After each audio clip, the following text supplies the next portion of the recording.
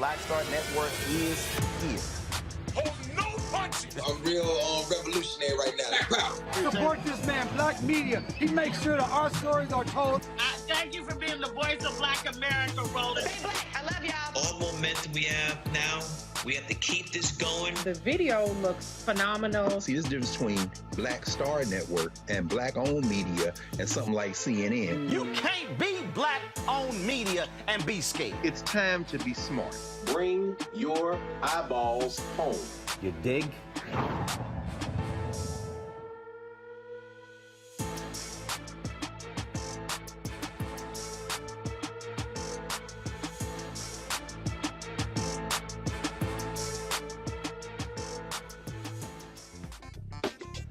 Today is Tuesday, July 12, 2022. Coming up on Roland Martin Unfiltered, streaming live on the Black Star Network. A new COVID variant, folks, is quickly spreading, causing serious health issues.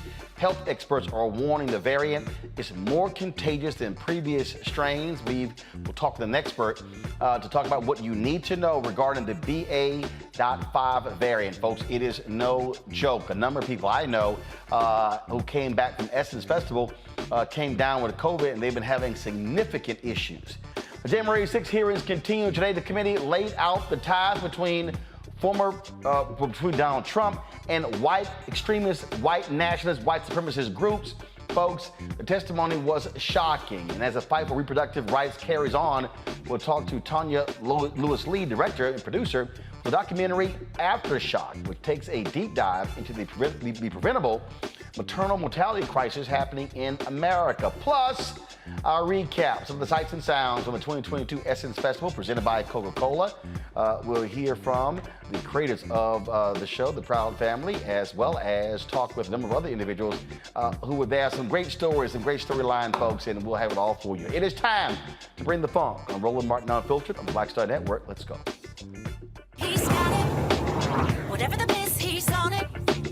Whatever it is, he's got the scoop, the fact, the find.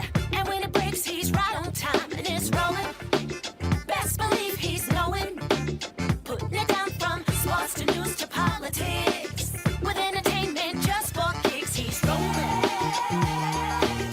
It's on go, roll, y'all. It's Roland Martin, rolling with Roland now. He's funk, he's fresh, he's real, the best, you know he's Roland Martin now.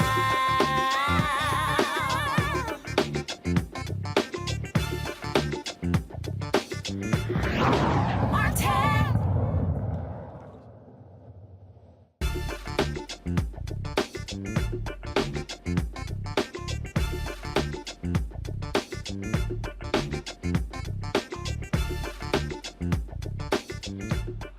All right, folks, a new COVID variant is alerting the Biden administration, calling for folks to exercise renewed caution about the virus. The two new highly transmittable variants, BA.4 and BA.5, are spreading rapidly across the country. BA.4 and BA.5 are offshoots of the Omicron strain responsible for nearly all of the virus spread in the United States and are even more contagious than their predecessor. Now, again, folks are walking around as if COVID is all over, but it is not. Essence Festival pretty much became a super spreader event as a number of people have come down with COVID. I've talked to at least a dozen people who came back from New Orleans with COVID. Two of my staff members came down with COVID. Luckily, the rest of us did not. And folks, so to understand this variant and how easily transmittable it is, we're joined right now by Dr. Justin Turner. He's the CEO of Turner Care and the youngest and first Black person to be the Chief Medical Officer of Mississippi. Glad to have you back on the show, Doc. And so I was talking to some friends in Los Angeles this weekend, brothers and sisters. They were talking about how awful they were feeling, how bad it was. I saw this tweet where this one doctor said a lot of his MD friends were like, we're going to tough this thing out. It got so bad for them, they actually went and got Paxlovid. Another sister I talked to, she's in her early 30s. She could not get Paxlovid. They said because of her age, so they gave her a Z-Pack. But then I talked to a brother who got COVID in New Orleans. He's 70, and he said that he was prescribed Paxlovid. And so what is it about this BA4 and B5 strain that is so dangerous? Yeah, well, first of all, thanks so much for allowing me to come on the show today. So the BA4 and the BA5 is a new subvariant, and compared to the previous variants that we know that COVID has produced, this one appears to escape. It appears to not have the same ability to be improved from having a prior infection, because you have some patients who have had COVID in the past and they kind of built up this immunity, which kind of protected them for about 90 days or so. So we're seeing a lot of patients who are basically having reinfection and they're not having the same protection from the natural immunity. Even patients who've been vaccinated, we're seeing that these two particular variants are escaping that as well. So the protection that our nation has been afforded from either having a prior COVID infection or being vaccinated or being boosted, we're not seeing the same level. All right. Now, there still is some protection, but compared to all of the other variants, for whatever reason, the particular variants of the BA4 and the BA5 is not giving us the same protection. And I don't want to jump too far ahead, but right now, we have scientists that's working to try to work on a particular booster that specifically targets Omicron, which has more, things on the spike protein, which are allowing it to be more contagious. Now, the good news is we're not seeing the same level of deaths compared to before, but hospitalizations have increased, cases have increased. Matter of fact, hospitalizations have doubled since May. But like I said, on the good side, we're now seeing probably about 300 deaths a day compared to last winter, where we were seeing about 3,000 a day. So now, do you think that's because of the number of people who at least had 1 or 2 doses? Yeah, I think the latest studies show probably about a third of the United States have had, the first booster. Now, here in Mississippi, I'm not sure how it is in other places. We don't have the same level of urgency with getting the second booster as we did with the first booster. And we're not even seeing the same, or we didn't see the same level of urgency with the first booster as we saw with the first and second vaccination. I've had some patients that say, hey, look, I think I'm going to wait on that. I think I'll be okay. And I'm asking them, the same mindset that led you to get the first and the second vaccination, what's different about that same mindset to get boosted? Because what we do know is the current boosters that we have, it looks like the protection is only lasting about 4 months. And after about 4 months, the immunity, is appearing to wane down. And when you have new variants such as the BA4 and the BA5, which appear to be more contagious, is even more important to try to make sure that you get vaccinated. So one thing, Roland Martin, that I see is a lot of COVID fatigue. And I honestly see a lot of people who are tired. They feel as if COVID is improving or it's over. We've had like some of the restrictions were lifted. You don't have to test in and test out going, out of the country to everywhere now. You have certain things that have changed, and I think it's given a lot of people a false sense of security to think that things are over, things are better. But no, you can be tired, but COVID is not. And it's still here, and we still need to be, cautious. All right, so we don't have to be fearful, but we still need to be careful. Well, and I do think what you just described is real. Folks are kind of like, all right. I mean, once the federal judge stopped them from pushing the mask mandate on planes, folks are like, all right, I'm good. So, I mean, I was on the plane flying back from LA on Monday. I've flown a lot in the last month, and I can tell you the number of people who are just sitting on planes like it's no big deal, no mask whatsoever.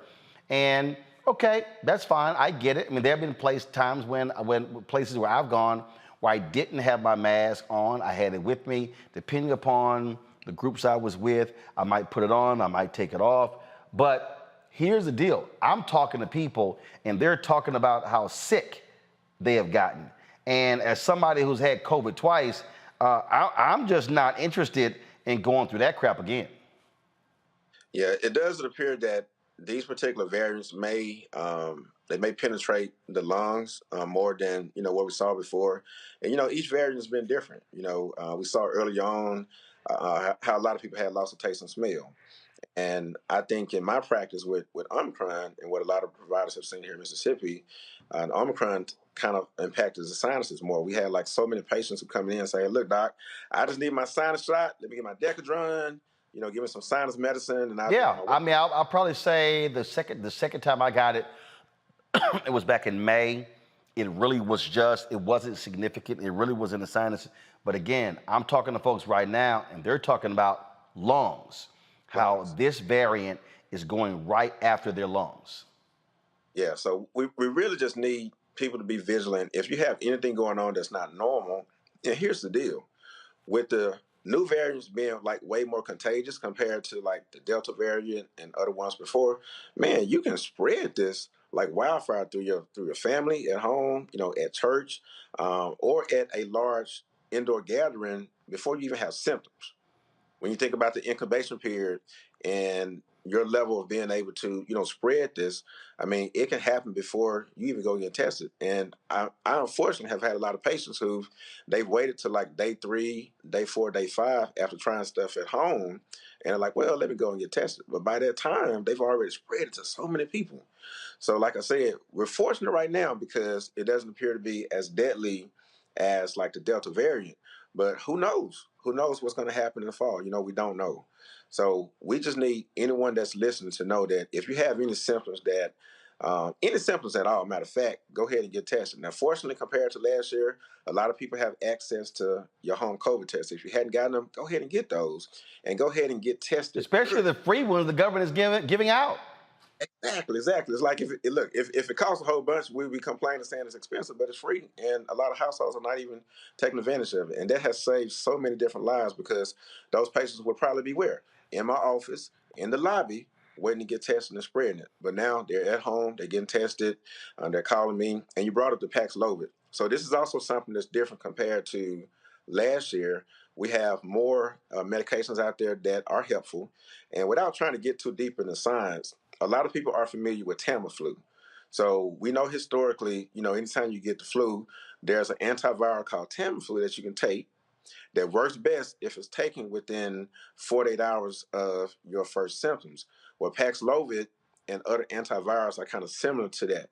All right, so if you do get diagnosed with COVID, know that there are more options now compared to what we had, a year ago. And it's basically for people who have mild to moderate COVID and are at high risk of having, complications or being hospitalized. Everyone is not eligible for it, but talk to your doctor, all right? Not Google, not Facebook. Talk to your doctor to help determine if you're a candidate. Because like you said with your friend, Roland, everyone can't take it because there are some specific drug interactions that's out there. But, when I tell you that the alternative is so much worse as far as COVID, and not just COVID, a lot of people have long COVID. We're seeing anywhere from 10 to 30% of people who are diagnosed with COVID having problems 2, 3, 4 months down the road. And the more you get reinfected, like studies are showing that if you get COVID a second and a third time, you are at higher risk of having long COVID down the road and brain fog. I mean, I got people that are in high functioning executive positions. That's like, doc, my clarity is not like it was before. I'm having trouble leading my meetings. A lot of people are underestimating the totality of long COVID, but we see it, and it's not something that you want. So please get your booster if you're eligible for it. If you haven't been vaccinated, it's not too late. And just know that, do your part. Do your part. All right, then, Dr. Justin Turner, I certainly appreciate it. Thanks a lot. All right, have a good one. Thanks so much for having me. All right, going to bring in my, first of all, people to understand what's going on. The United States is reporting more than 90 million COVID cases, more than 1 million deaths since the pandemic start. The administration emphasizes the importance of getting booster shots and wearing masks indoors. Now, according to the organization Our World in Data, more than 200 million people, or 67% of the eligible vaccine population, are fully vaccinated. My panel, Dr. Mustafa Santiago Ali, former senior advisor for environmental justice at the EBA, Teresa Lundy, principal founder of TML Communications, Dr. Jason Nichols, Senior Lecturer, African American Studies, Department of University of Maryland, College Park. Glad to have all three of you here. Mustafa, what are you seeing out there? Are you seeing people that, frankly, after they dropped the mask mandate on airplanes, after they pretty much stopped them in stores, requiring showing boosters, showing vaccinations, requiring folks to get tested, that people are just sort of like, we cool, we chill, let's just go back to business as usual until they get sick? Yeah, that's exactly what's going on. You know, folks have gotten very lax. And, you know, unfortunately, the folks are still playing with their lives. Yes, less people are dying because we have so many tools to actually be able to deal with the variants that are out there. But, you know, just recently, 3 days ago, I have a good friend, her mother actually got COVID, and she's at the hospital. One of my concerns is the fact that sometimes we forget how many folks in our community died. Like about 145,000 of our folks died. And that's not even talking about all the folks who got infected. And then we have the infrastructure question as well. I appreciate Dr. Turner, but I'm also very aware that there have been a number of rural clinics and other healthcare facilities that have closed down over the last few years, even though we had an infusion of cash into that space. And then, as we all know, when you look around now, you no longer see the testing sites that were there. Luckily, we have the home testing, which is important. But if you get a positive there, then you need to be able to make it to a medical facility to make sure that you're validating that you actually have the virus. So we still inside of our community have a lot of disparities that are going on. And we just need to make sure that folks pay attention. Well, last time I was on an airplane a couple of weeks ago, well, I guess it was sooner than a couple of weeks ago, you know, no one was wearing a mask but two people, myself and one other person. So, you know, we just need to make sure that we're protecting our lives. We're valuable, and we need to honor that. Look, I know someone, a well-known person, Teresa, got COVID, and they're having issues walking. This person is one of our seniors. And was vaxxed and avoided for quite some time, but finally got it. Spent a week in the hospital. I mean, I keep telling people, man, this is not anything to play with. Yeah, I mean, if people haven't seen the signs, you know, early on of when millions of people are dying across the globe, just because the mainstream media is not talking about it or putting it up in the lower thirds or in the midst of a television segment, that does not mean that the virus is not here and is still prevalent.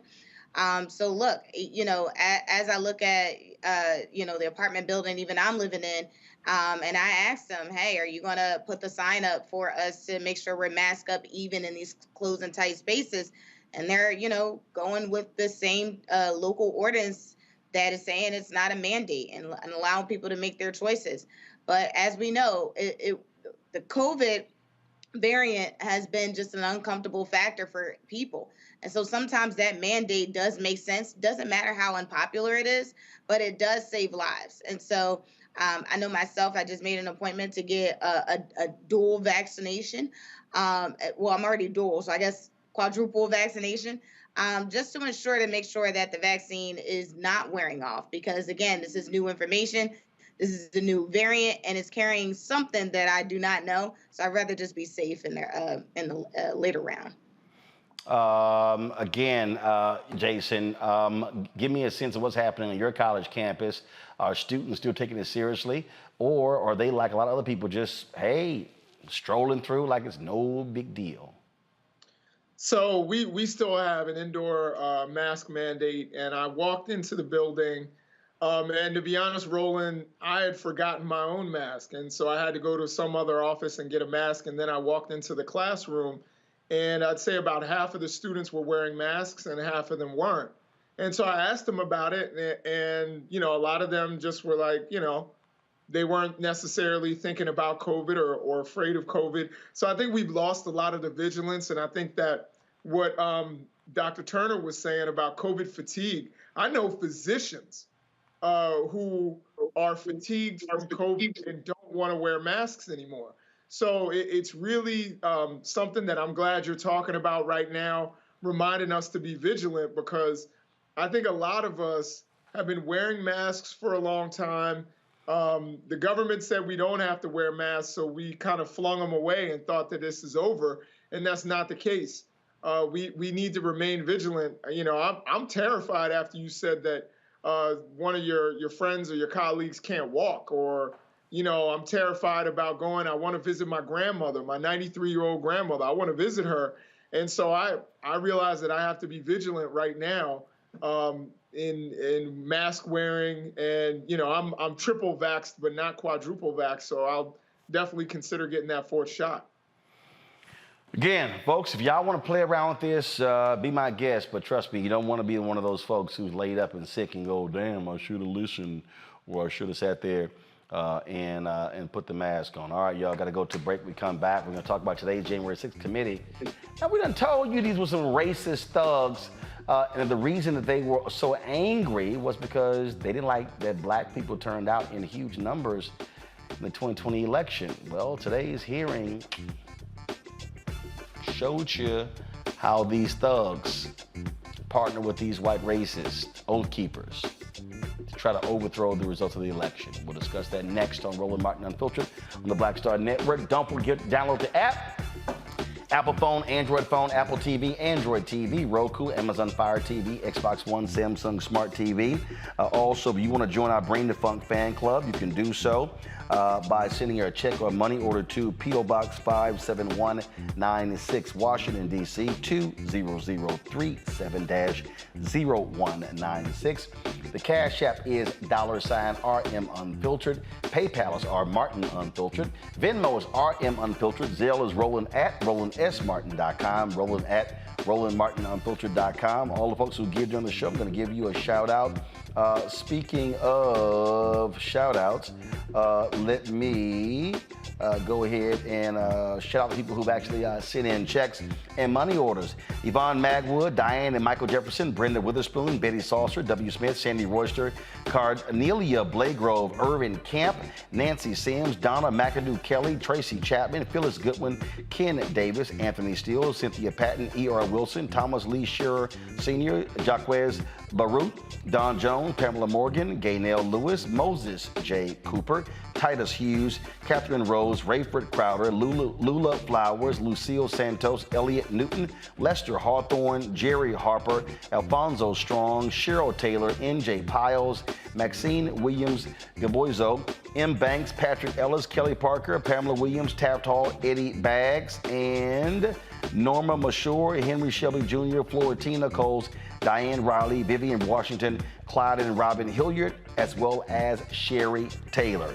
And all of y'all who are watching on YouTube and Facebook, y'all, hit the like button. Don't take long. It ain't that hard. So some of y'all be riding for free. All you gotta do is hit the like button. And so right now, we got more than 1,000 watching right there on YouTube. Only 316 likes. If 1,000 y'all are watching, why in the hell we need 1,000 likes? Hit the button. All right, let me go to the break. Back in a moment. Of course, I looked up to Spike Lee. Of course, who didn't? I mean, he's a genius. But then also, I was this kid from Brooklyn, right? That felt like, you know, give me my damn respect. I made this, this creative art, right, that people are responding to, and it would have been great if we had the opportunity to sit one-on-one. Hold on one second. Okay. Spike. What's up, baby? So I'm in LA right now. I got a one-on-one series with my network, Black Star Network. And I'm interviewing Maddie Rich. I appreciate that, bro. That's a big moment, man. That was like, man, that was good. Got me all choked up. That's good. Well, I'm all about connecting. Appreciate that, bro.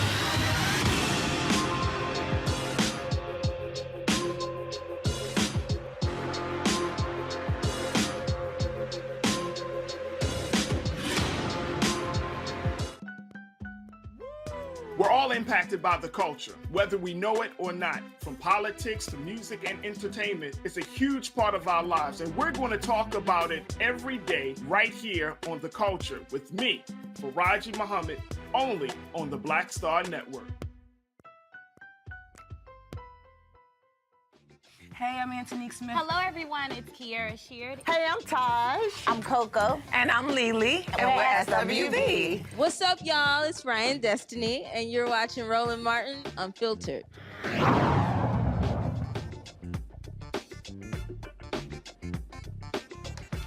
All right, folks, the January 6th committee laid out what they believe to be the origins of the violence at the U.S. Capitol that took place on January 6, 2021. Today, members of the committee used video testimony and live witnesses to describe what Donald Trump did in his call to action in a December tweet. Plans by far-right white extremist groups to descend on Washington like the Oath Keepers and efforts by the White House advisors to urge Trump to drop his false claims of election fraud. The hearings began with Chairman Benny Thompson. Good afternoon. When I think about the most basic way to explain the importance of elections in the United States, there's a phrase that always comes to mind. It may sound straightforward, but it's meaningful. We settle our differences at the ballot box.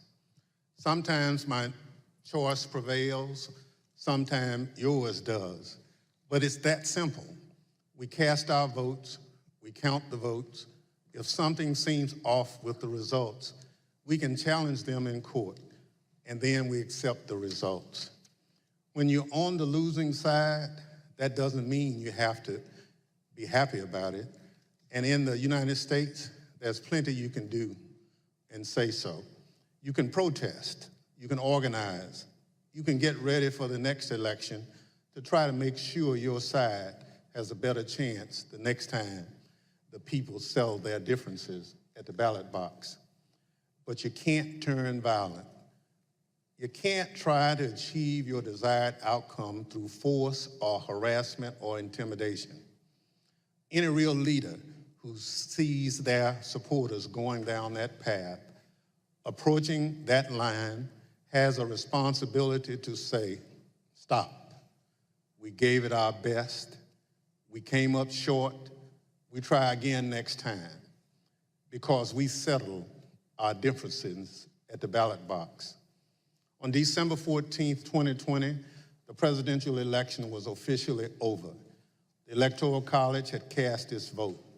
Joe Biden was the president-elect of the United States.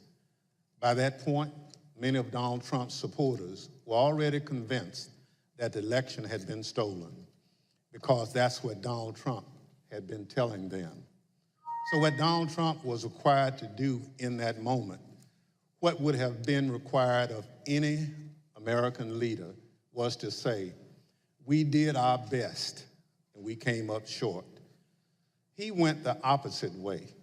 He seized on the anger he had already stoked among his most loyal supporters, and as they approached the line, he didn't wave them off, he urged them on. Today, the committee will explain how, as a part of his last-ditch effort to overturn the election and block the transfer of power, Donald Trump summoned a mob to Washington, D.C., and ultimately spurred that mob to wage a violent attack on our democracy. Now, you might remember, again, Donald Trump made his call to action, and it was followed and echoed by many of his nutcase followers. Saturday, December 19th, the year is 2020, and one of the most historic events in American history has just taken place. President Trump, in the early morning hours today, tweeted that he wants the American people to march on Washington, D.C. on January 6, 2021. And now Donald Trump is calling on his supporters to descend on Washington, D.C., January 6th. He is now calling on we, the people, to take action and to show our numbers.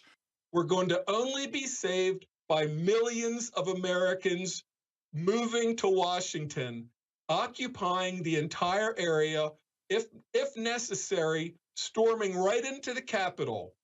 You know, we know the rules of engagement. If you have enough people, you can push down any kind of a fence or a wall. This could be Trump's last stand. And it's a time when he has specifically called on his supporters to arrive in D.C. That's something that may actually be the big push Trump supporters need to say, this is it. It's now or never. You better understand something, son. You better understand something. Red wave, bitch. Red wave. This is going to be a red wedding going down January 6th. On that day, Trump says, show up for a protest it's going to be wild. And based on what we've already seen from the previous events, I think Trump is absolutely correct. Motherfucker, you better look outside. You better look out. January 6th, kick that fucking door open, look down the street. There's going to be 1 million plus geeked up armed Americans. The time for games is over. The time for action is now. Where were you when history called? Where were you when you and your children's destiny and future was on the line? We know where you were, getting ready to go to jail. Now, Congresswoman Liz Cheney, she said, can we stop this idea that Donald Trump is like a little child, didn't know what was going on? She says, nah, that thug was responsible. This appears to have changed the strategy for defending Donald Trump. Now the argument seems to be that President Trump was manipulated by others outside the administration, that he was persuaded to ignore his closest advisors, and that he was incapable of telling right from wrong.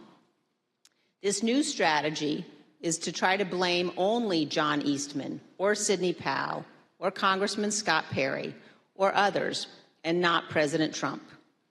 In this version, the president was, quote, poorly served by these outside advisors. The strategy is to blame people his advisors called, quote, the crazies for what Donald Trump did. This, of course, is nonsense. President Trump is a 76-year-old man. He is not an impressionable child. Just like everyone else in our country, he is responsible for his own actions and his own choices. More like a 76-year-old child. Now, there was a Twitter whistleblower who said, you know what? If it was anybody else but this fool, they would have been kicked off that platform. What was your gut feeling on the night of January 5th? I believe I sent a Slack message to someone that said something along the lines of, when people are shooting each other tomorrow, I will try and rest in the knowledge that we tried. And so I went to, I don't know that I slept that night, to be honest with you. I was on pins and needles because, again, for months, I had been begging and anticipating and attempting to raise the reality that if we made no intervention into what I saw occurring, people were going to die. And on January 5th, I realized no intervention was coming. And even as hard as I had tried to create one or implement one, there was nothing, and we were at the whims and the mercy of a violent crowd that was locked and loaded.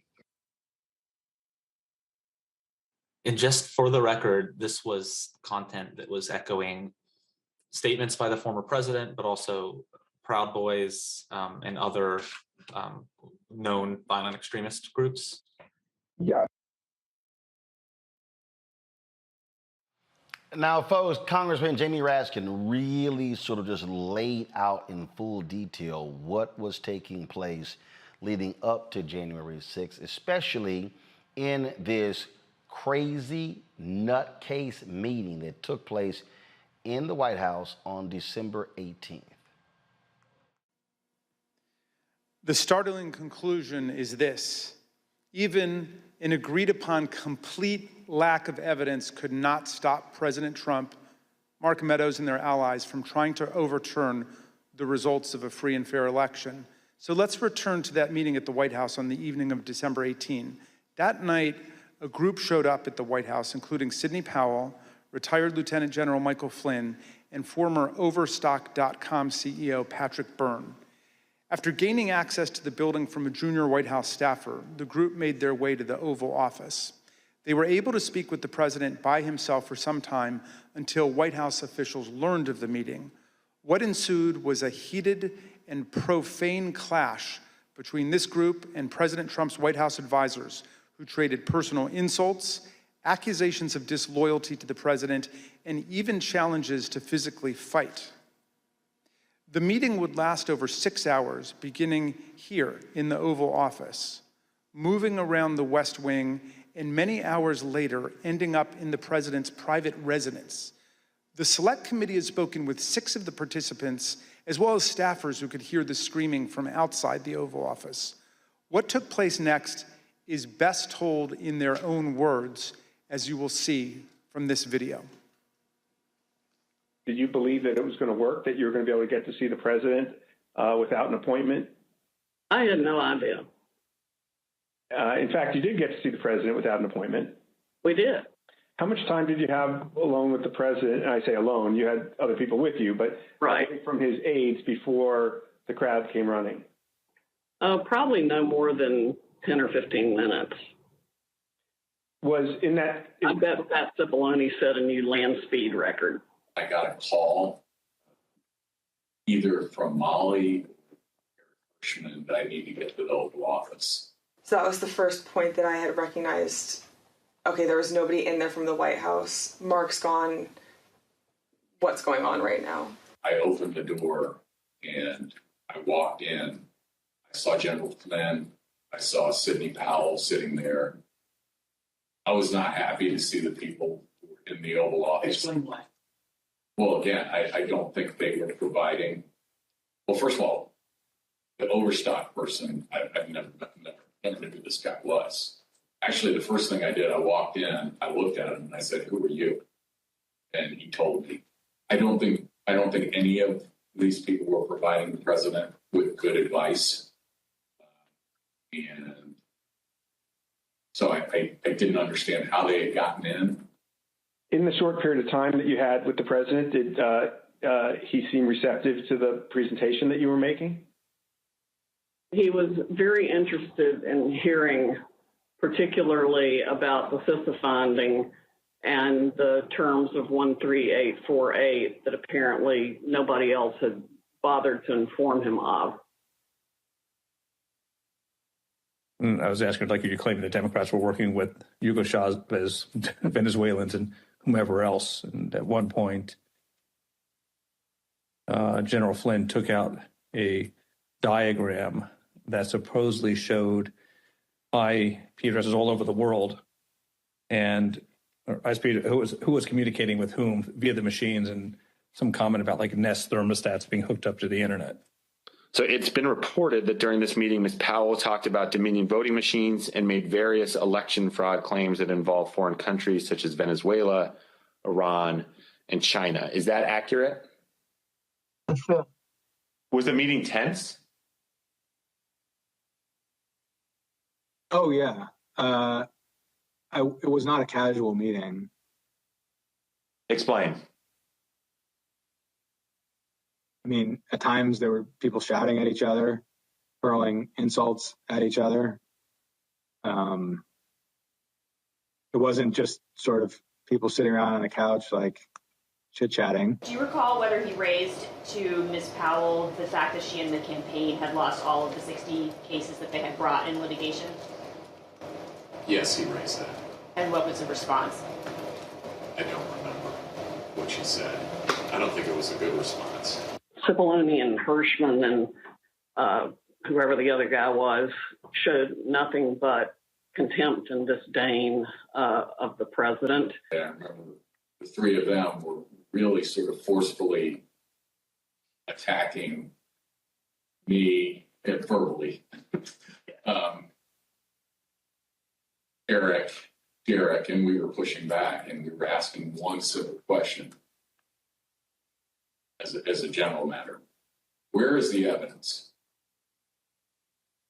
So, what response did you get when you asked Ms. Powell and her colleagues, where's the a variety of responses based on my current recollection, including, can't believe you would say something like, things like this, like, what do you mean, where's the evidence? You should know, and things like that, or, a disregard, I would say, a general disregard for the importance of actually backing up what you say with facts. And, then there was discussion of, well, we don't have it now, but we will have it or whatever. I mean, if it had been me sitting in his chair, I would have fired all of them that night and had them escorted out of the building. Derek and I both challenged what she was saying, and She says, well, the judges are corrupt. And I was like, everyone? Every single case that you've done in the country you guys lost, every one of them is corrupt, even the ones we appointed? And I'm being nice. I was much more harsh to her. So one of the other things that's been reported that was said during this meeting was that President Trump told White House lawyers, Mr. Hirschman and Mr. Cipollone, that they weren't offering him any solutions, but Ms. Powell and others were. So why not try what Ms. Powell and others were proposing? Do you remember anything along those lines being said by President Trump? I do. That sounds right. I think that it got to the point where the screaming was completely out there. I mean, you got people walk in, it was late at night, it had been a long day, and what they were proposing, I thought was nuts. I'm gonna categorically describe it as, you guys are not tough enough. Or maybe I put it another way, you're a bunch of pussies. Excuse the expression, but I'm almost certain the word was used. Flynn screamed at me that I was a quitter and everything, kept on standing up and turning around and screaming at me. And at a certain point, I had it with him. So I yelled back. I had to come over, or sit your effing ass back down. The president and the White House team went upstairs to the residence, but to the public part of the residence, the big parlor where you can have meetings in the conference room. Oval? They call it the yellow oval? Yes, exactly, the yellow Oval Office. I always called it the upper. And I'm not exactly sure where the Sydney group went. I think maybe the Roosevelt room. And I stayed in the cabinet room, which is kind of cool. I really like that. All by myself. At the end of the day, we landed where we started the meeting, at least from a structural standpoint, which was Sidney Powell was fighting, Mike Flynn was fighting. They were looking for avenues that would result in President Trump remaining President Trump for a second term. The meeting finally ended after midnight. Here are text messages sent by Cassidy Hutchinson during and after the meeting. As you can see, Ms. Hutchinson reported that the meeting in the West Wing was unhinged. The meeting finally broke up after midnight during the early morning of December 19. Cassidy Hutchinson captured the moment of Mark Meadows escorting Rudy Giuliani off the White House grounds to, quote, make sure he didn't wander back into the mansion.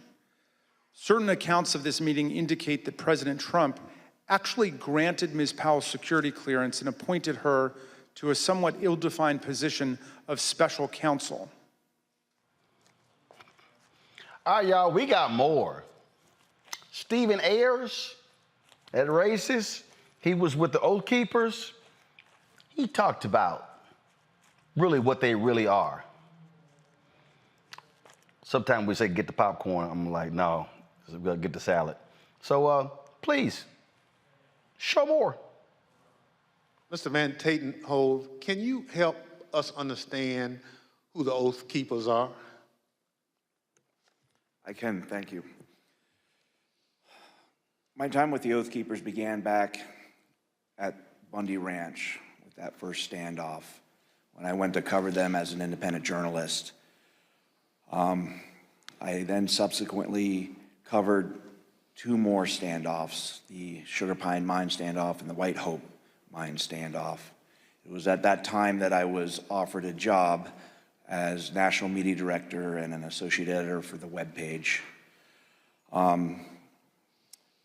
So I spent a few years with the Oath Keepers, and I can tell you that they may not like to call themselves a militia, but they are. They're a violent militia, and they are largely Stewart Rhodes. And I think, rather than try to use words, I think the best illustration for what the Oath Keepers are happened January 6th, when we saw that stacked military formation going up the stairs of our Capitol. I saw radicalization that started with my beginning of my time with them and continued over a period of time as the member base and who it was that Stuart Rhodes was courting drifted further and further right into the alt-right world, into white nationalists, and even straight up racists. And it came to a point where I could no longer continue to work for them. But the Oath Keepers are a dangerous militia that is in large part fed by the ego and drive of Stuart Rhodes, who at times seemed to see himself as this paramilitary leader. I think that drove a lot of it. So, in my opinion, the Oath Keepers are a very dangerous organization. Well, thank you very much. So Brad Parscale, who ran Donald Trump's campaign, he was texting a little shoplifter, Katrina Pierce, you know, the crazy black woman. If you want to see how they really feel about letting that fool get in the White House, listen to how they broke down what he tweeted, what he texted. Trump's former manager, Brad Parscale, recognized the impact of the speech immediately. And this is what he said on January 6th in excerpts from text messages to Katrina Pearson. Mr. Parscale said, quote, "This is about Trump pushing for uncertainty in our country, a sitting president asking for civil war." And then when he said, "This week I feel guilty for helping him win," Katrina Pearson responded, "You did what you felt right at the time, and therefore it was right." Mr. Parscale added, "Yeah, but a woman is dead. And yeah, if I was Trump and I knew my rhetoric killed someone." When Ms. Pearson replied, "It wasn't the rhetoric," Mr. Parscale said, "Katrina, yes, it was." Thank you, Mr. Chairman. I yield back. President Trump's former campaign manager, Brad Parscale, recognized the impact of the speech immediately. And this is what he said on January 6th in excerpts from text messages to Katrina Pearson. Jason, any Republican who continues to stand with this man is an absolute idiot and, frankly, a traitor to the country.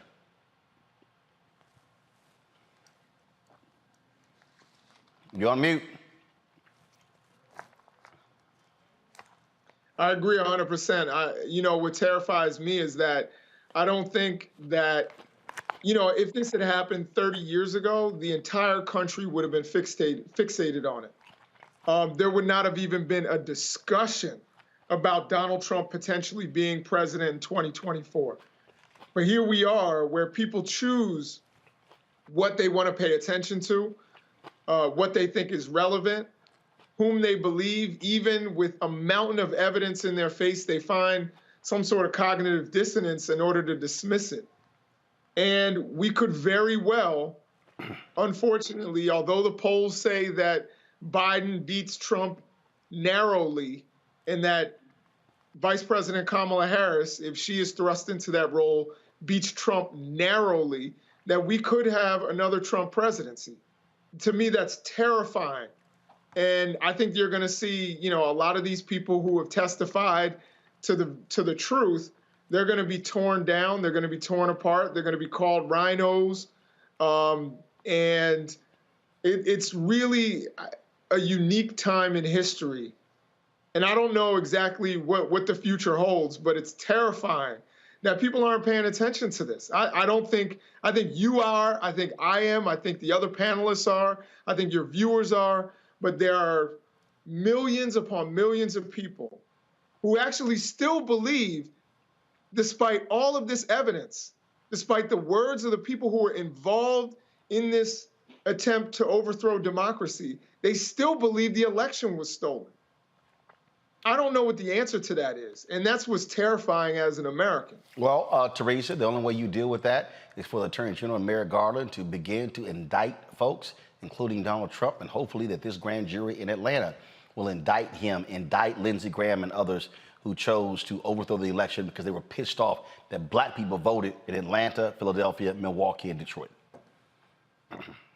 You're absolutely right. This is where the justice system actually takes its place, and not only American democracy, but also the law.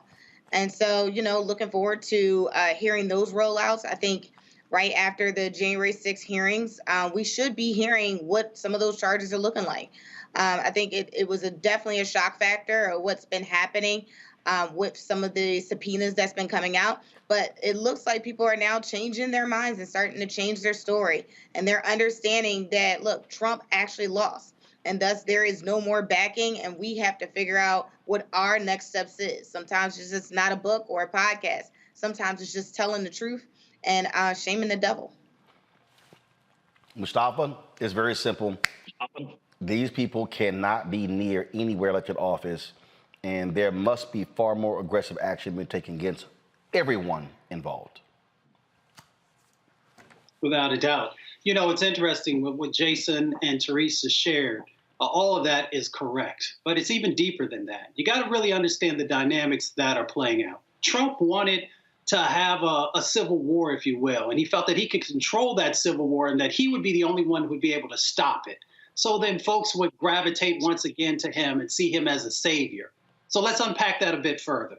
We know that when you're looking at folks like the Oath Keepers and these other groups, the Proud Boys, there are over 300 militia organizations in the United States of America right now today. That's the conservative number. There are 20,000 members who are part of that. We also know that folks who participated in the January 6th insurrection brought guns, and now we've also heard testimony that there were explosives that were a part of that. So when you have that depth of planning, that folks were very serious about this, but they knew that they couldn't do it by themselves, so they needed folks inside the White House and other politicians to be able to achieve the goals that they have had for a long time. If you go and look at their manifestos and these other types of things, they're very clear about the things they want to do. Indeed. All right, folks, got to go to break. We come back. We're going to talk with Tonya Lewis Lee. She is working on she has a documentary that is important. I keep telling y'all, these fake conservatives keep saying they're pro-life, but y'all notice they never say a damn thing about the high incidence of black women having issues when it comes to children. Is that also life? We'll talk about her documentary next on Roland Martin Unfiltered right here on the Black Star Network.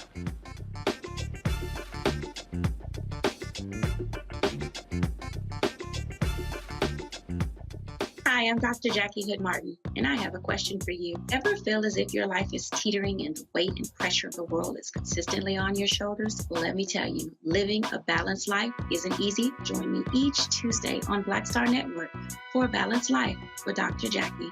We'll laugh together, cry together, pull ourselves together, and cheer each other on. So join me for new shows each Tuesday on Black Star Network, A Balanced Life with Dr. Jackie.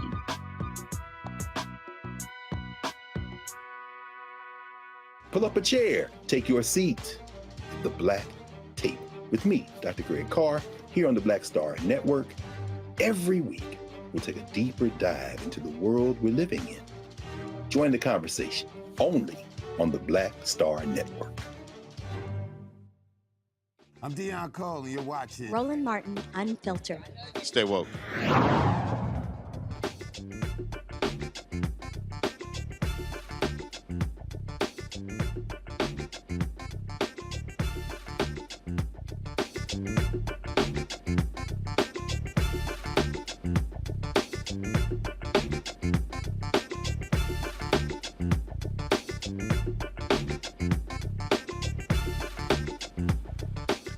The Supreme Court's decision to leave abortion to states amplifies the disparities in black women and reproductive health. Now, Tonya Lewis Lee, co-director, producer, she has a documentary called Aftershock. It looks at the preventable maternal mortality crisis in America from an often overlooked perspective, what a family experiences after the death of a mother. Check out the trailer.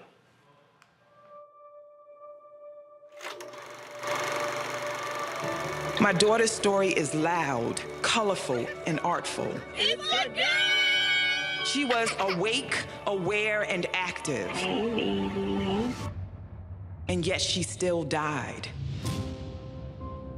After she gave birth, Shamani was complaining that she had really sharp chest pains. The ambulance came. I'm telling them the symptoms. Is she on drugs? Next set of people come in. Is she on drugs? They kept asking her mother, is she on any drugs? I'm like, do y'all talk? We waited a solid 12 hours. She's gone. Black women are 4 times more likely to die than their white counterparts with the same symptoms. Why is that? This is a growing epidemic in our community. Hundreds and thousands of men are going through this same situation. Oh, you couldn't tell me that I wouldn't be there. I've never lived in this house without her. You just gotta keep pushing forward. I can't let Amber be another statistic. I had a plan, I had it mapped out. If these numbers were flipped around and white women were dying at the rate that black women are dying, it would be a national crisis. We fight against maternal morbidity event by event in order to create change. We can turn our pain into power and make something of this. Shamani Gibson, we hear you, we see you. I planned on spending a lifetime with Amber. I wanted to give her my life. This way, I'm still going to. The revolution will be tweeted, Instagram, Facebook. This fight is not over. When black mothers die, there's a ripple effect. We call it Aftershock. Tonya, welcome back to Roland Martin Unfiltered. I was participating in a doc by Ben Watson. Ben Watson, former NFL player. And this very issue I raised with him. I said, when I hear these pro-lifers talk about this issue, I don't hear them talking about what you have in this documentary. I say, I don't hear them talking about these mortality issues in Mississippi, in Alabama, in Tennessee, in Texas, in Arkansas. I said, it's not coming up. I said, so y'all ain't pro-life. I said, they anti-abortion. And I challenged Eric Erickson on this very issue on Twitter as well. I was like, Eric, please let me know what all of you conservatives, all of you Christian conservatives are going to be talking about black women and the issues they're having when it comes to childbirth. Why y'all so quiet? No response. Not a surprise. I mean, and it's so disappointing. I mean, you look at the black maternal rate here in the United States, black women dying 3 to 4 times the rate of white women, but white women really not doing that well compared to their counterparts in European countries. And Roland, when you talk about the pro-life people, I mean, the infant mortality rate is an abomination in this country. Black babies dying at 3 to 4 times the rate of white babies. Where are they in that conversation? So what are they talking about really when they're talking about life? This is life. Mothers being healthy and being supported when they give birth, having the best health care possible. Because if you're really worried about a baby, you need to be worried about the health of a mother and the health of a woman. When we look at these stories here, were cameras, I was seeing footage here, were cameras embedded with some of these families where eventually the mom died, or were you using archival footage that they shot? How was this put together? Yeah, it was. We had the good fortune that Shamani Gibson passed away in October 2019, and her sister is an aspiring filmmaker, and so she just filmed the family on a day-to-day regular basis. So we had amazing archival footage from Shamani, thanks to Jasmine, and we had a little bit from Bruce as well. But it's interesting you ask about cameras because we did shoot this during COVID as well. And so, you know, we did end up giving iPhones to Omari, Bruce, and Shawnee to film themselves when we couldn't be out there working. Now, that was a Senate Judiciary Committee hearing today that dealt with the issue of abortion. And during that hearing, Senator Cory Booker actually raised this very issue about the lack of attention when it comes to maternal health care. Folks, roll it. Many of the states moving to create the most restrictive bans on abortion are the very states that aren't doing the things that are obvious to lower the rates of maternal death, like expanding Medicaid.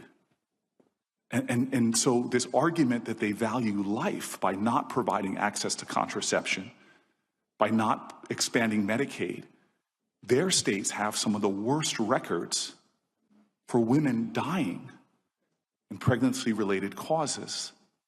It seems rank hypocrisy to me, and especially as it affects African-American women who die 3 times more.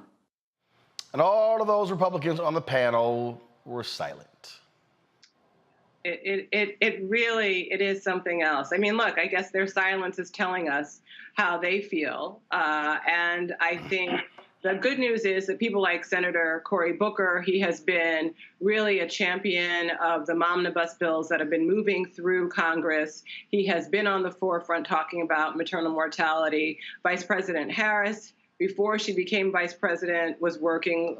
Representative Lauren Underwood has been working. So, you know, it's almost like a save ourselves kind of situation that we're in. Questions from my panelists. Teresa, you're first. Yeah, thank you so much for bringing this one to the world. I think it has been brought to some people's attention, but keeping it out there is definitely something that has to be done. So I think one of my questions is, you know, what can we do, one, to support this project? And it looks like July 19th is when it premieres. So, you know, tell us about, you know, what maybe the rollout looks like.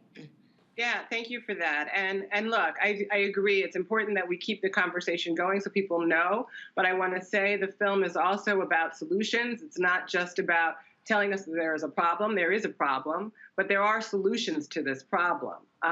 There are things that we can do to bring down the U.S. maternal mortality rate, which is discussed in the film. So July 19th, the film comes out on Hulu, so I hope people watch. I hope there's lots of conversation. Bruce McIntyre and Omari Maynard, who are featured in the film, they are the partners of 2 women who have passed away, are activated, doing amazing work in our community. And if you go to our website, aftershockdocumentary.com, you can find a link to Save a Rose Foundation and the ARIA Foundation to support the wonderful community work that they're doing to improve birth outcomes for everyone. Jason.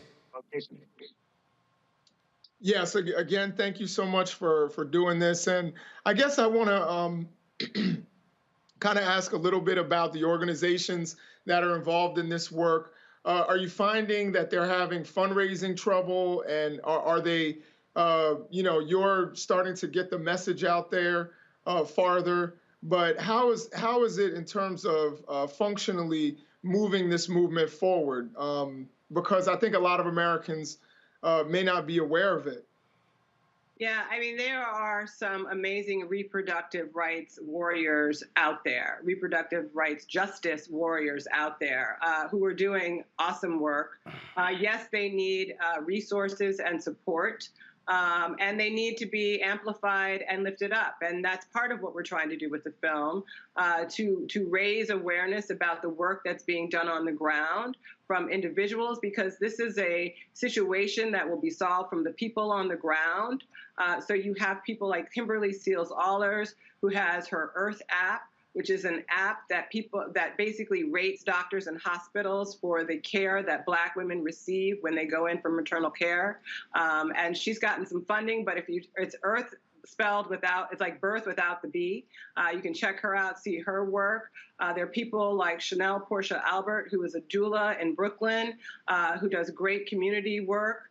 And again, of course, Bruce and Omari and Shawnee, who Bruce is bringing a birthing center to the Bronx. He has a womb bus that's traveling around. So, you know, the word is getting out there, and I think people are finding ways to be supportive. But, you know, I think we all need to keep our ear to the ground and try to support and amplify those people who are doing the work as much as we can. Mustafa. Yeah, thank you for Aftershock. When I was in grad school, I actually worked on low birth weight babies and premature babies, and I noticed a difference between Black babies and lower wealth white women's babies and the losses that were going on, those types of things. My question is, when institutional racism is, woven throughout so many different types of things, what's our pathway forward? Is it through legislation? Is it through other sets of actions? What wisdom have you been able to garner through the work that you're doing? Yeah, I think it's an all hands on deck situation. I think that within the system, obviously, there are problems and there need to be fixes. I will say that the United States is the only industrialized nation that does not have midwifery at the center of women's health care. And the outcomes are better in other industrialized nations because they use midwives. The fact that midwives are not central to American women's healthcare is based on a racist premise. So we can do work to raise awareness about midwives, bringing midwives into the mix. Doulas are being more recognized, and we can bring them more into the mix. But really, I think generally what needs to happen is there needs to be a shift in our culture and the way we think about birthing. And women need to think about and realize that we have choice in the way we birth. You don't have to birth in a hospital, but if you want to birth in the hospital and that's where you feel like you want to be, in a hospital with a doctor, you should have the choice to be able to do that. If you want to birth in a birthing center with a midwife and a doula, you should be able to do that. If you want to birth at home with a midwife and a doula and a doctor on call, you should be able to do that. So I think it's about how we really think about birth in this country and figure out how we bring more doulas, midwives, and quite frankly, Black doulas, Black midwives, and Black OBs into the workforce. All right. Again, it premieres Tuesday, July 19th on Onyx Hulu. And so we certainly appreciate Tonya Lewis Lee for joining us. Always good to see you. Always great to see you too, Roland. Thank you so much. All right, take care. All right, folks, got to go to a break. More on Roland Martin Unfiltered when we return. Don't forget, you can support us in what we do. Download the Black Star Network app. All platforms, Apple TV, Android TV, Apple TV, Android TV, Apple phone, Android phone, Roku, Amazon Fire TV, Xbox One, Samsung Smart TV. And of course, you can join our Bring the Funk fan club where your dollars go to support this show and what we do. Check some money orders. Go to P.O. Box 57196, Washington, D.C. 20037-0196. The Cash App is $RM Unfiltered. PayPal is R Martin Unfiltered. Venmo is RM Unfiltered. Zelle is roland@rolandsmartin.com. roland@rolandmartinunfiltered.com. Alexander Thomas, we certainly appreciate your contribution to the fan club. Let me also thank here. Give me 1 second. I got a couple of more. Pull it right here. Let's see here. Mr. Williams gave another donation here. I certainly appreciate it. Jerry Williams, thank you so very much for that, Jerry. And so again, those of you give during the show, I will be sure to give you a shout out right here. I'll be back in a moment. I'm Deborah Owens, America's Wealth Coach. And on the next Get Wealthy, have you heard that it's not how much you earn, but how much you keep that matters? Well, the secret to building wealth could be hidden in our tax code. That's right. Joining me on the next Get Wealthy is someone who calls herself the gatekeeper to the IRS. And she's going to be sharing the secrets and strategies you need to know, whether you're a business owner or an individual, how you can get wealthy. That's right here, only on Black Star Network. What's going on? This is Tobias Trevelyan. Hey, I'm Amber Stevens-West. Yo, what up, y'all? This is Jay Ellis, and you're watching Roland Martin Unfiltered.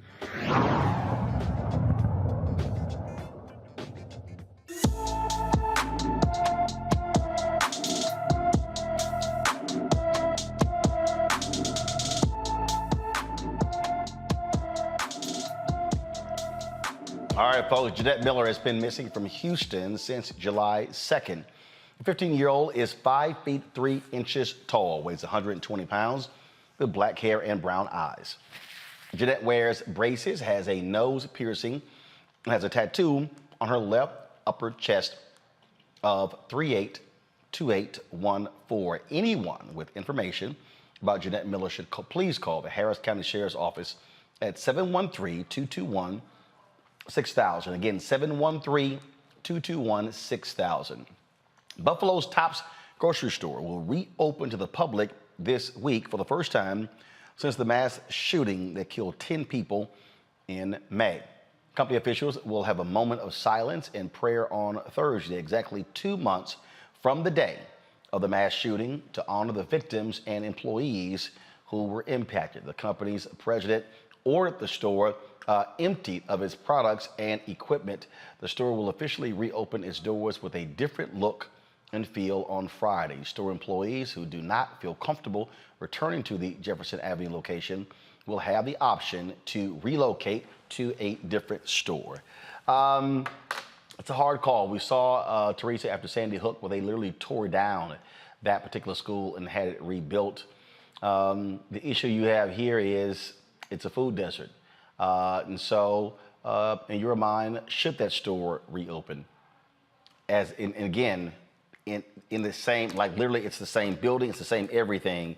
So your thoughts on that? Absolutely. It's already zoned as a supermarket. A tragedy happened. It's unfortunate that it happened. I think the moment of silence is the right thing to do.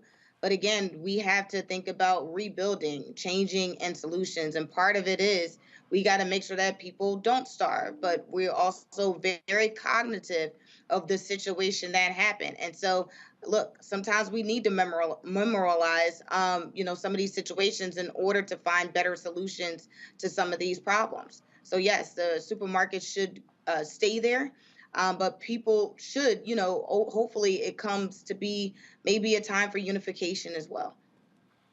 Jason.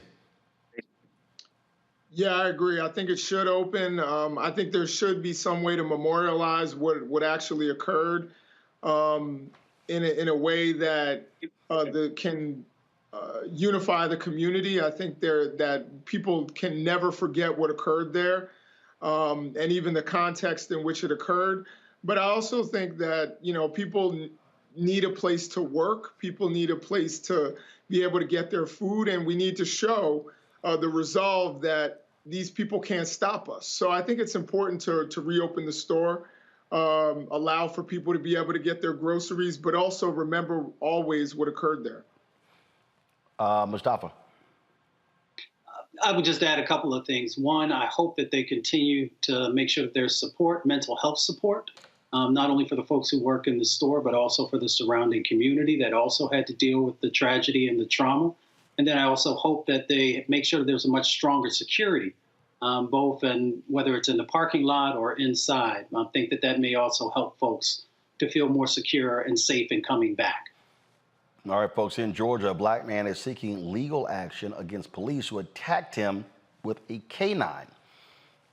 I warn you, the video you're about to see is graphic and disturbing. It came from the body camera footage of one of the cops. Travis Moya suffered 40 bite wounds and a concussion at the hands of Alpharetta police last July. Moya's wife, Cami, called 911 for a mental health crisis, incorrectly flagged for domestic violence. Moya was arrested for felony obstruction and was taken to a hospital before being booked into the Fulton County Jail. Moya's charges were dropped on June 29th. Moya alleges that he has been unable to get a job because of the charge and faces emotional and physical distress. Moya's attorney, L. Chris Stewart, is seeking damages from the Alpharetta Police Department on his behalf for the wrongful arrest and assault. I'm just quite trying to understand here. I'm looking at here 1, 2, 3 cops dealing with him. Mustafa, why in the hell would you need a canine sitting here ripping at this man, and his fourth cop is I'm looking at 3 cops. 3 cops. As we've often shared on this show, everybody shouldn't be a police officer, and this is an example once again. So one, the canine officer, if he had the proper training, he knows the commands to actually get the dog to stop. First of all, he shouldn't have had the dog that close. He didn't need to be that close to the brother who's right there. And then you also know that we've talked about that there are other police departments across the country who make sure that they have someone who's there with a psychological background, a social work background for these types of things. Yes, it was, put into the system incorrectly, but I'm sure that the sister shared with them what the issue was, and that it wasn't a domestic abuse thing. This is so reminiscent also, especially there in Georgia, of how those German shepherds used to attack our folks during the civil rights movement. So there are all these different dynamics, but it all goes back to these police officers. I'm not even going to say they don't have the proper training. They haven't followed the procedures that they're supposed to follow in that type of a situation.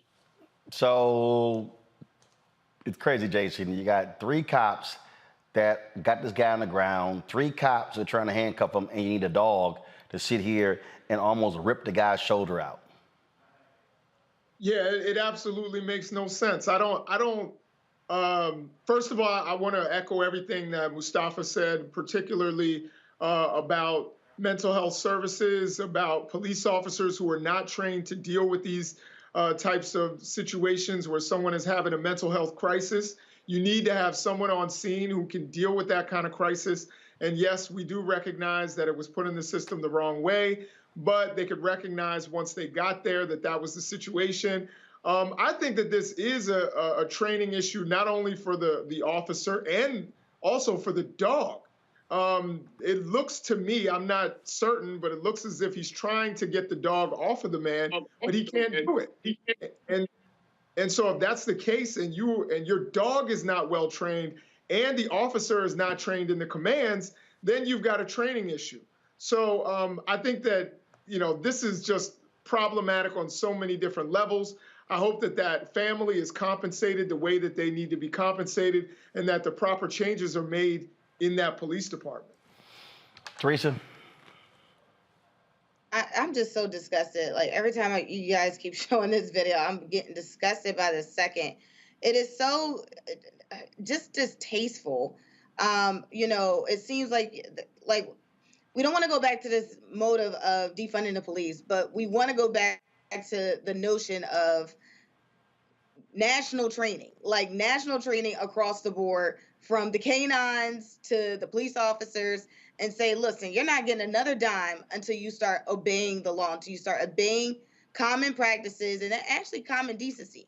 Half the time when police officers are showing up to your door, you're afraid. And really, it should be a feeling of mediation or some sort of solutions. But people are not feeling that. They're feeling fearful, and thus they're running. And because they're running, they're now getting shot 60 times. So it's just, it's just, I don't know. So now we got to say canines that are in police training now to get trained. So it's just one thing after the other. It's just a horrible situation. It is. All right, folks, the Pennsylvania town that hired the cop who killed Tamir Rice did not conduct a background check before giving Timothy Loman the job. Pennsylvania Attorney General Josh Shapiro said the Tioga Borough president violated Act 557, a law passed after the death of George Floyd, to address the issue of officers fired for misconduct from getting rehired in a different jurisdiction. Shapiro stated that failure to run this required check erodes the public's faith in your leadership and the public's trust in the officer you ultimately select. Loman resigned from his role as Tioga's lone police officer on Thursday after being sworn in on Tuesday due to the various pressure. Well, thank goodness for that. And here's my whole deal. What's the repercussions, Teresa, for folks just ignoring the law? Well, it's interesting. The folks that are ignoring the law is the law. So, okay. Yeah, look, Josh Shapiro made a right call, but how many other calls, where individuals seem like they're just getting by on the buddy system, that are in these police uniforms or in uniform in general without background checks. They say background checks are mandatory. It needs to start with inside the institution and not found out later down the line when an issue happens. Jason? Yeah, I mean, this is kind of typical, and glad that it was caught. Police officers who commit crimes should not be able to leave and go a county over, 2 counties over, and get rehired. And to me, that, you know, we can sit here and say Josh Shapiro did the right thing, but I think that there should be something that should flag those kinds of issues before they even occur, so that the guy never gets sworn in. I mean, he got sworn in, he was in there for 48 hours. Who knows, you know, what kind of damage could have been done even in that short amount of time. So we need to flag these kinds of things before they actually happen. Mustafa.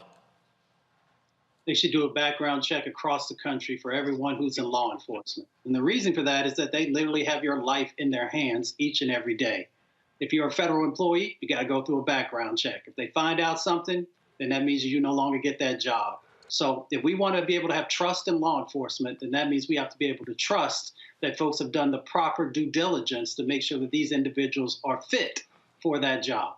Agree 100%. Mustafa, Teresa, and Jason, I appreciate all three of you being on our panel today. Thank you so very much. Folks, coming up next, we will have our Essence recap. Talk with Tammy Roman about her new show. Also, Critter Fixers, a show on National Geographic. We'll also hear from a number of others. Folks, there's all kind of stuff we were able to capture there, and so we got it for you. Coming up next, hey, on YouTube, y'all, hit the like button. Okay, while we're at 845 likes, we should easily be at 1,000. This ain't that hard. Just click like. That's all you gotta do. Facebook Facebook do the exact same thing, like and share. All right, folks, going to a break. I'll be right back on Roland Martin Unfiltered on the Black Star Network.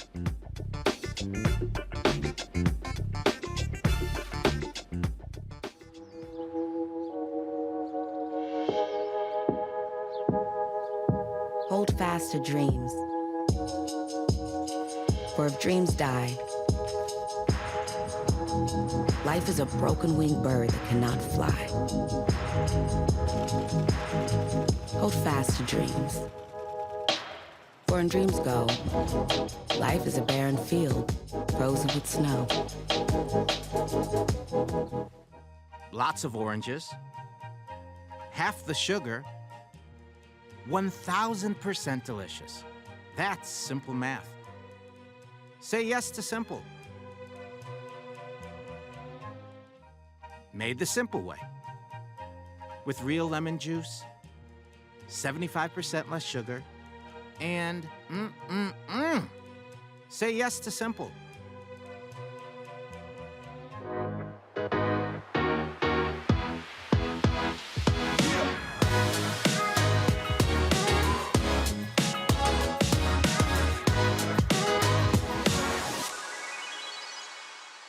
I'm Dr. Robin B., pharmacist and fitness coach, and you're watching Black Star Network.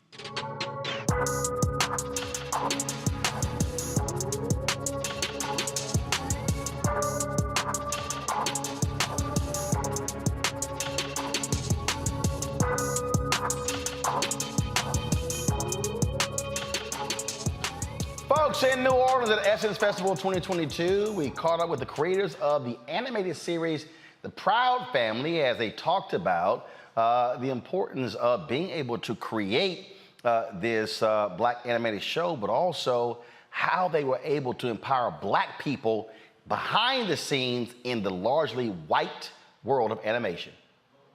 All right, so gents, how different is doing animation, with this as opposed to dealing with regular folks on the screen? Is it a different creative process? Is it a different shooting process? And what makes it so unique? Well, I think animation to me is like a puppet with 1,000 strings, you know, and we're all just one of those strings that we can control. You know, I do the writing, but the real magic happens with the animation, and that's what these guys are magicians, and so it's first of all, it takes 2 years for us to get an episode out the door. So that's one episode. Oh yeah, you should see our flow chart for our schedule. It goes 2 years out, and then after that point, we have one a week. Boom, boom, boom. You know, but 2 years for that first one to hit. Wow. Yeah. That's not a normal process. Now, it's always the process with animation. That's why you always... No, meaning when we think about traditional television shows or movies. Oh, no, it's quicker. Yeah, because you got a camera, you just shoot live and pump the editing room, throw some effects, bam. But for us, it's meticulously frame by frame. It's like, because we're creating something from completely nothing. and we're making you believe in who those characters are. We're making you believe that they exist in this world. And the words that are coming out of their mouth that are telling the story, we make you believe that that's real. And we're adding all the sentiment, all the humor, all the heart, you know. And that's where, you know, I mean, that's how we work. Yeah. It's like that's the great thing about how we put all this stuff together synergistically is that, you know, Ralph is a master storytelling guru. And we, as artists, we always love that stuff. Like, you know, we lean into that heavily when we see a great story with great characters. That's what we do this for. Now, how does it work? Because if you're shooting normal, okay, we shoot that scene. You can't go, hey, man, I ain't like what y'all just did. Hey, look, man, that's going to be 4 months. So before y'all get to your part, y'all got to be on the same page. Right. Yeah, exactly. So we generate, look, we do all the things. We bring the actors in, we record the voices. And while we're recording the voices, the storyboard artists are starting to put together the storyboard. So we get them the real records real quick, just so they can be inspired by the vocal performances. And they put that together. And it's like a weird thing. For me, an animatic is like animation light. It's just where it's drawn in, but it's still moving. I thought it was a thing. I mean, for me, when I first started animation, I said, oh, we done. And Bruce said, no, man, that's an animatic. No color, ain't nothing on this shit. Ain't nothing cinematic on this shit. You like, it's a drawing. Right, yeah. But that was cool, that the fact that Ralph could actually watch that animatic and get the whole show from that. Because sometimes animatics don't deliver that.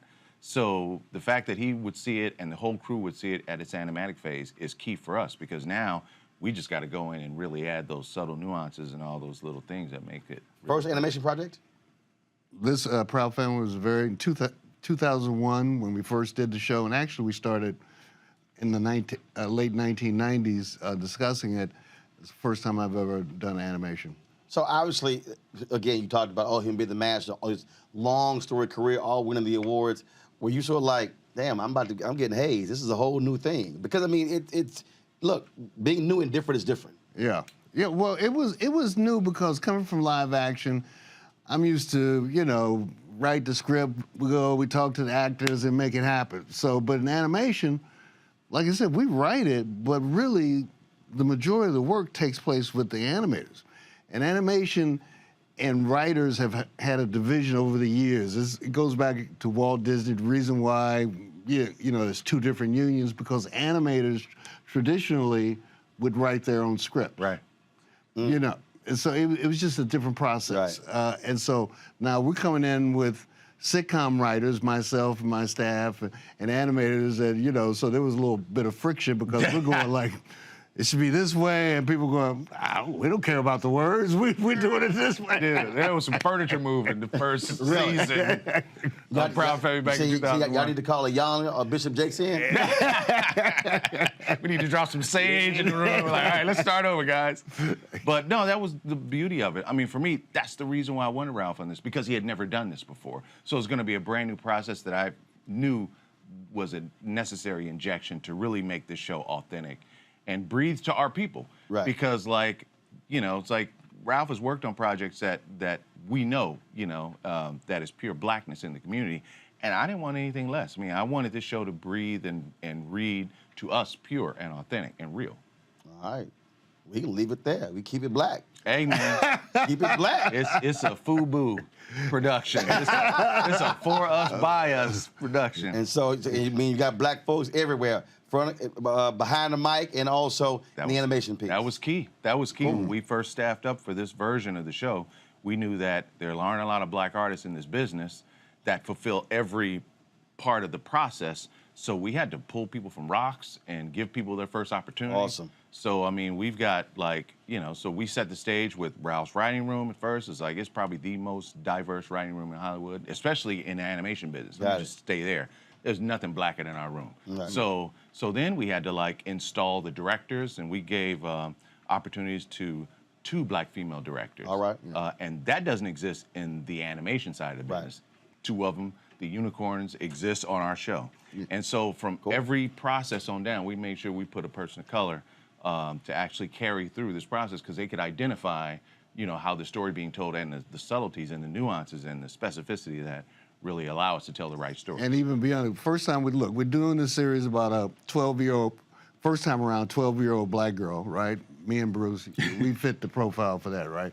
So this time we're coming back, we aged up the character to 14, and we just brought in a lot of black women to inform the process. In the writer's room, the directors, the two black women are directors, it just doesn't exist in this business.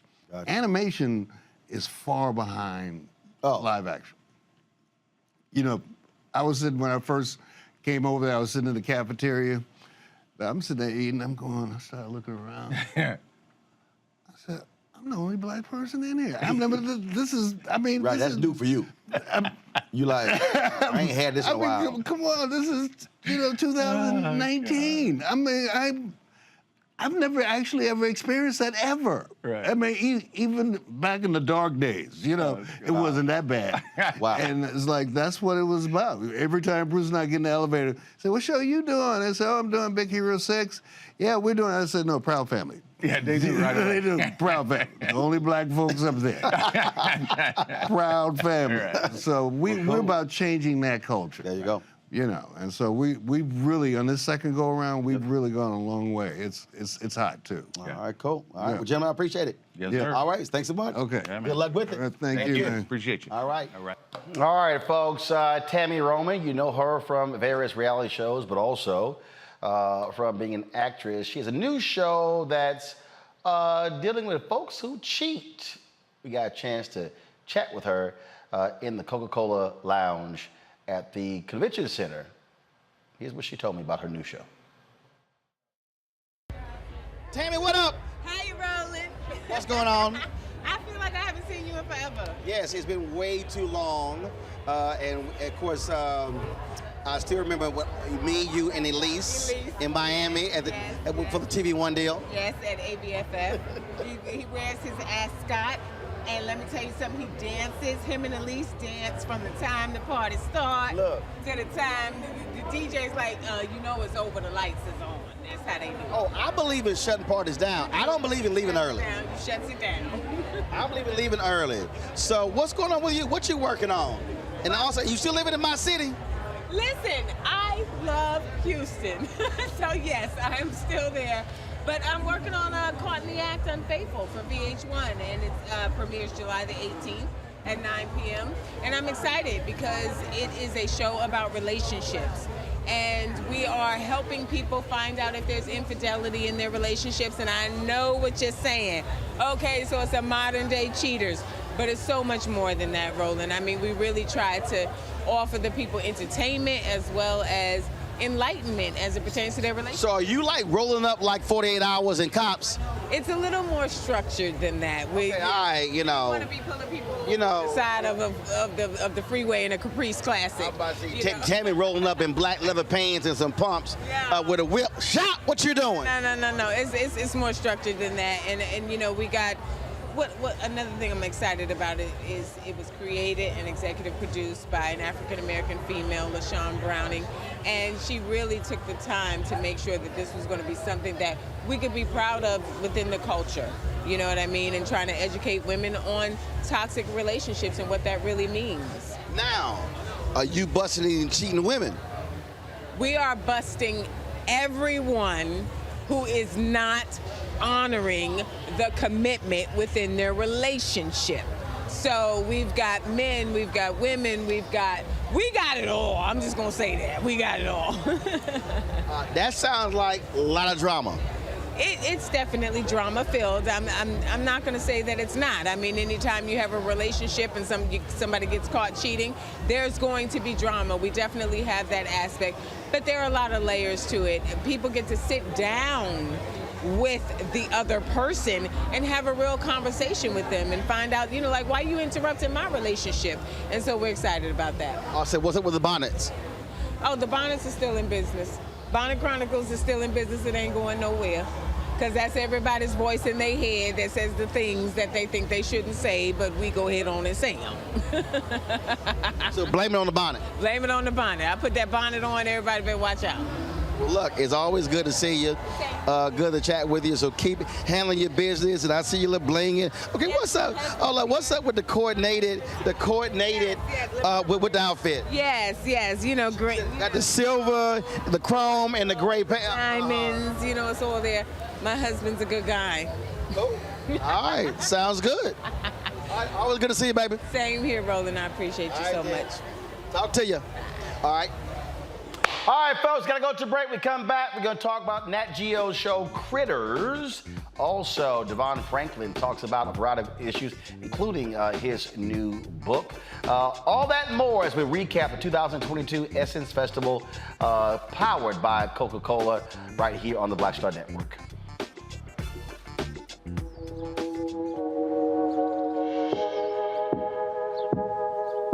Hold fast to dreams. For if dreams die, life is a broken-winged bird that cannot fly. Hold fast to dreams. For when dreams go, life is a barren field, frozen with snow. Lots of oranges, half the sugar, 1,000% delicious. That's simple math. Say yes to simple.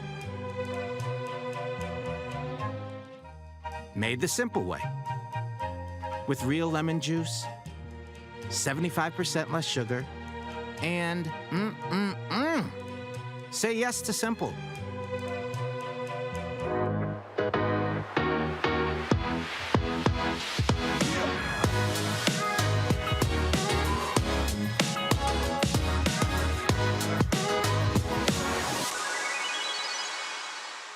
What's up, y'all? It's Tammy Roman, and this is Black Star Network.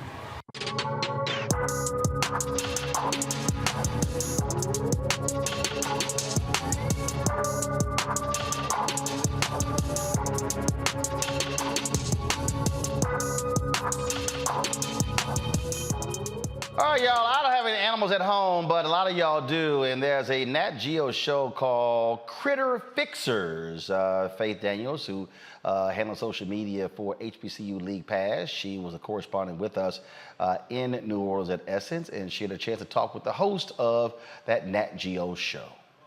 Hello, everyone. It's Faith Daniels, and I am here with the Critter Fixers, Dr. Venara Hodges. And I'm Dr. Terrence Ferguson. How are you guys doing today? Doing great. So I heard you guys are HBCU grads. Rep your hoods. Fort Valley all day. And Tuskegee University School of Veterinary Medicine. So what made you choose Fort Valley and Tuskegee? Well, you know, I mean, we always, you know, like HBCUs. And, you know, I'll be honest, I wasn't smart like this guy. So I had okay grades. So I kind of, you know, wanted to stay close to home. I'm from Fort Valley, and, you know, they gave me a chance. Yeah, for me, you know, I had a history of HBCU in my family. And I came out of high school on a football scholarship. And the ironic thing about it is I was actually going to Tuskegee. In the night before signing day, I changed my mind and I went to Fort Valley State University. And I still end up back at Tuskegee, so everything kind of go full circle. So you guys met in college. How did you meet? Where did you meet? And how did you guys become friends? Yeah, we met on the bridge, we always say. So we was taking a class called limnology, and that's the study of water. So we actually were on the bridge of the river. So, you know, I'm smart enough to sit by the smart guy. So, you know, the rest is history. What would you say? Yeah, same. We met, I was a veterinary technology or science major. He was a biology major. And I took a lot of classes in biology. And we was in a class, and that's when we first met and just became friends. So when did you guys know that you wanted to be animal doctors? So I took a kind of a non-traditional road. You know, living in Fort Valley, they had like a lot of lakes and ponds. So I would go down and kind of get frogs and fish and try to do some different things. I thought I was gonna be the first black Jacques Cousteau. You know, so I majored in fisheries biology. And as I kept going, I thought, okay, I'll do a few things with fish. I ended up going to Nepal, which is in Southeast Asia, and putting together a fish project. And just as I was graduating, I thought, I like all animals. So I decided, let me just, instead of going to get a PhD, I'm going to get a veterinary degree. And Tuskegee was it. So that's kind of how I ended up. Yeah. For me, I guess I'm a little more traditional, right? So at 8 years old, we had, I'm from a very small town, first of all, that we have 2 traffic lights and a caution light. Grew up, we had dirt roads. And, you know, our dogs, they just ran free. You know, they were not necessarily in the house at that time, and we didn't have them caged up or anything. And I had a dog that was hit by a car. And, you know, at that point, you know, I'm like, I got to help this dog. So you get a little alcohol and a little peroxide. That's all you know, as being young. And just worked on this dog and doctored it back to health over a few days. And just by doing that, it lit a fire in me to want to become a veterinarian, you know. Now being a veterinarian, I look back on it, it wasn't anything very miraculous. I think it had some scars on it, but it was enough to light that fire in me to want to become a veterinarian, and just blessed to become one. So I'm already knowing when being in college that those classes were very vigorous. So which class was just like, oh my gosh, I don't know if I'm gonna pass? For me, physics. You know, physics, I almost walked out the door on that one. I was like, look, I just need to get through that. You know, it was tough, but, you know, I knew I would just, you know, want to live my dream, so I just pushed through. Always no question for you. I know it was organic chemistry. Yes. I can remember being in organic chemistry, and I knew I wanted to go to veterinary school. I was at the end, right? I just needed organic 1 and 2, and I can remember taking that final exam. I wrote a note on my test, and I just told the professor, please, if you could just let me out of this class, I just need to pass. I want to go to veterinary school. I don't ever remember anything else about this class. That'll be fine. But please, fingers crossed, toes crossed. And I got out, so that was good. So I don't know if the note helped or I passed. I'm not sure which one, but I'm here today. I'm here today, though, so that's all that counts. Was it a C, a B? Oh, I was just trying to see my way through. Okay, period. C's get degrees. There you go. That's right. No doubt. No doubt. Okay, so that's just like really exciting. I know C's do get degrees. Yes. I think I had a few. Mama, if you see this, I'm sorry. Yeah. But I heard that you guys have a show. Yes. So please tell me more about that. Let us know what the name of it is. So Critter Fixer Country Vets. It's kind of following us throughout the clinic. You know, we treat over 20,000 animals, and we treat them all. Camels, squirrels, sugar gliders, fish, snakes, you name it, we treat it. So it just kind of follows us throughout the clinic, and kind of follows what we do. Yeah, sure do. And you know, it's on Nat Geo Wild, and you can also binge watch if you want to on Disney Plus. So pretty good show, I have to say so ourselves, because it's just who we are, you know. It's a veterinary show, but Dr. Hodge, I'm sure you can figure out right now, we like to enjoy each other, we like to have fun, and we try to portray 2 intelligent black young men, you know, and just try to share the profession, which is a great profession of veterinary medicine, with the world, and show kids that it is an option for them as well. So what is the biggest animal you guys have had to work on, or most exotic animal, or? You name it, we work on it all. I was thinking maybe that camel. That camel was pretty cool. I also work on spiders, you know. Yeah. What does a spider need? You do what we call husbandry, where you know this particular spider came in because, you know, the guy was feeding it, and then it wasn't eating, and so, you know, I asked him to bring in everything so I can kind of figure out. But what the spider was doing was basically making Lunchables. So it would take it, get his prey, and then it would suspend them in his web. So whenever you get hungry, you just go get the food out of the web. So it's just kind of learning exactly, you know, what spiders do and knowing their husbandry. So we talked about earlier, there's only 2% of African Americans who are veterinarians. Right. What are you guys planning to do to increase that number? Well, one thing that we have a program in place called Vet for a Day, and it's a program that's geared for youth. And we bring the kids in for a day, and initially we'll show them how to become veterinarians, meaning that it's more theory, you know, what classes you need, you know, what it takes, like what you need a letter to get in veterinary school, how many hours of volunteer you need. And the first part is more educational, which is my part of the day that he says. So the afternoon is the fun time, which he says his part of the day. And the kids actually get to come in and see different things. They get to see live surgeries, how to restrain animals. They get to see ultrasound, x-ray, endoscopy. They learn how to suture and what suture material and stitch, how to stitch up. So it's an afternoon of fun, but it's a full day of that. And it's not just one day. You know, we're tracking these kids and developing a mentor program to try to mentor them all the way through. We also have a component of this that goes to HBCUs. So we do a college tour.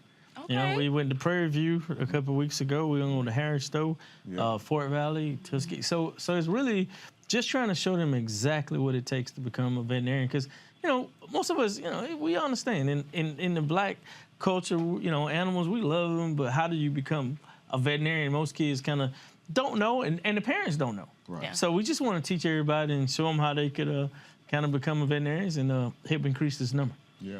Yeah. I said this program now it's nationwide, you know. So we've already been to, well, of course, Fort Valley. We went to Houston earlier. I went to Las Vegas. We will be in St. Louis in a couple of weeks, as well as Philadelphia. So it's a program that we've started. Now it's getting national attention, and we hope just to roll this thing out all over the country even more as the years come on. And remember, everything's free for the kids. Right, So, Okay. so we've everything. What's the age range? 12 to 15, and they can go to CF Vet for a day, and they can sign up. And you know, if they're in the city, everything's free: book bag, stethoscope. So you know, we've leveraged the drug companies who, you know, with that partnership, that they're taking care of everything. Okay. So before I let you all leave, for any students or any African Americans that look like you, walk like you, talk like you, what is your advice to them as they pursue a career in veterinarian? Well, one thing is find that mentor. You know, I spoke about earlier that I wanted to be a veterinarian at 8 years old, and I didn't have that mentor. You know, when I was in high school, I was seeking out mentors and didn't see any that looked like me, and the ones that did not allow me to come in to mentor me. And went to undergrad at Fort Valley State, but it wasn't until I was a junior that I met or saw the first veterinarian that looked like me. And I know what that did for me, because there was a time where I became discouraged, but I hadn't seen it before. I was dreaming it, I wanted it, but I had never seen it until I saw it, and then it reinvigorated me.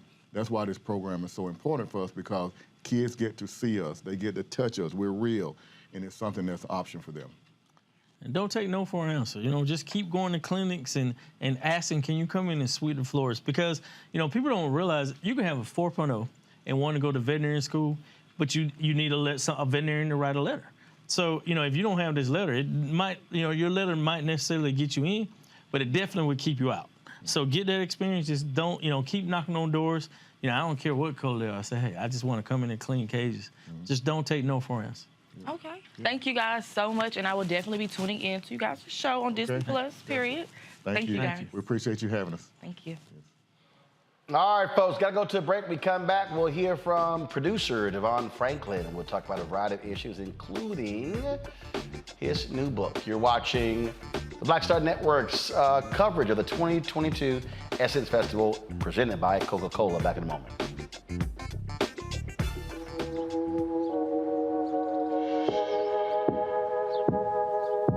Hold fast to dreams. For if dreams die, life is a broken-winged bird that cannot fly. Hold fast to dreams. For when dreams go, life is a barren field, frozen with snow. Lots of oranges, half the sugar, 1,000% delicious. That's simple math. Say yes to simple. Made the simple way. With real lemon juice, 75% less sugar, and say yes to simple.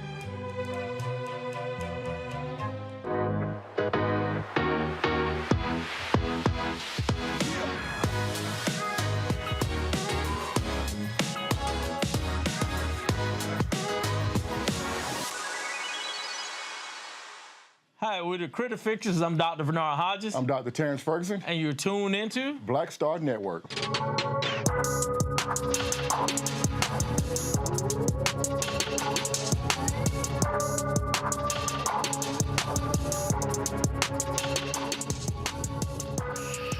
All right, fam, Devon Franklin, he has produced movies, been a movie studio exec. He's also a pastor. We got a chance to catch up at our Broadcast Central location, the Roosevelt Hotel in New Orleans, where the Coca-Cola family, where they were headquartered.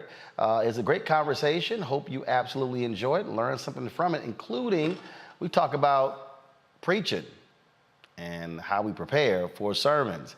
My conversation with preacher, author, exec, Devon Franklin.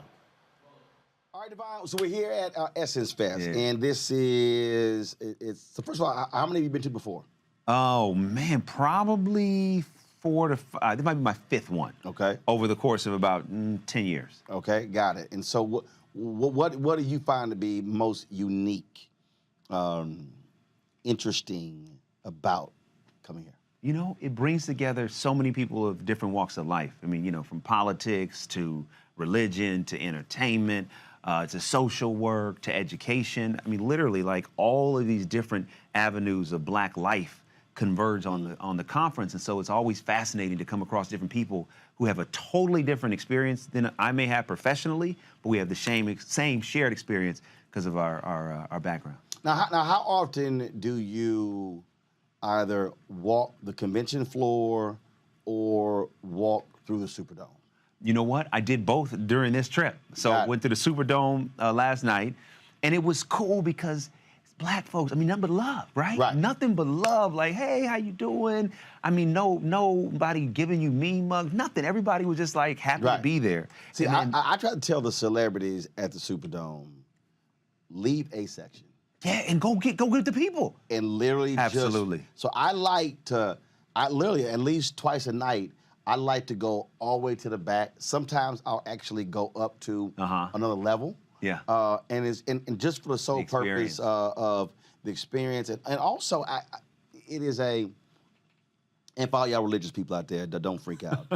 I'm not comparing myself to Jesus right now, but I always say this, that the beauty of the story of the woman with the blood problem is not that she was healed, but that Jesus was accessible for her to touch the hem of his garment.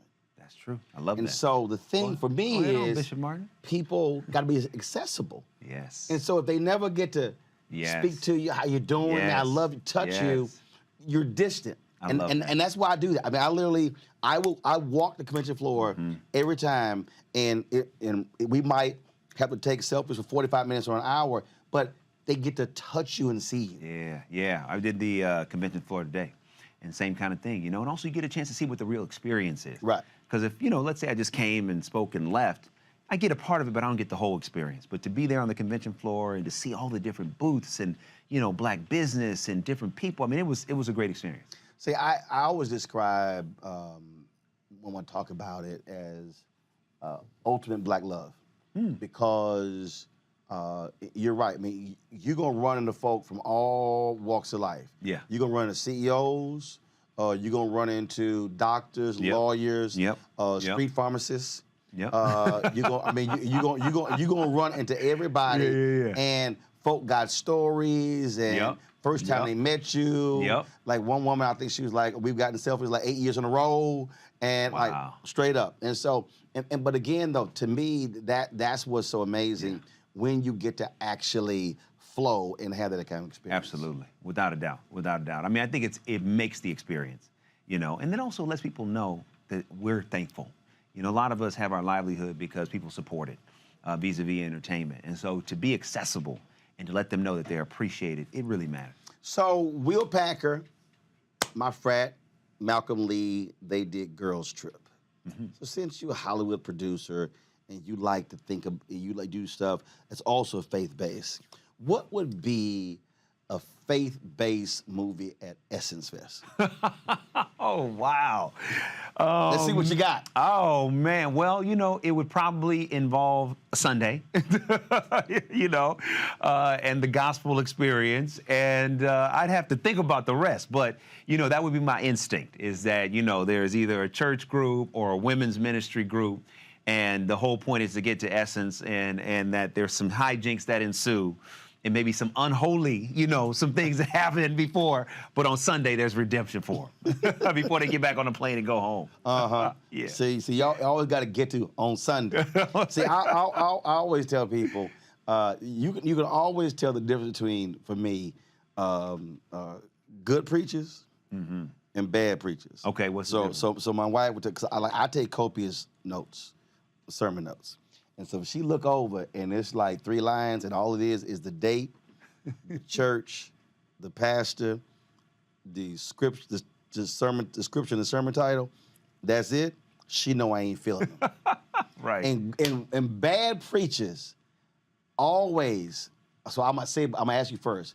What is the guaranteed shout of a bad preacher?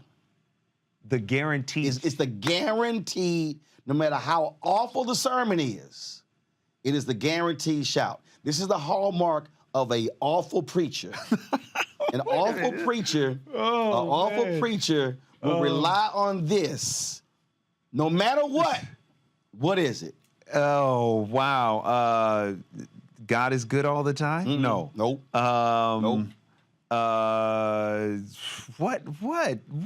What's the guarantee? Awful sermon. They know it's horrible. They know Yeah. it.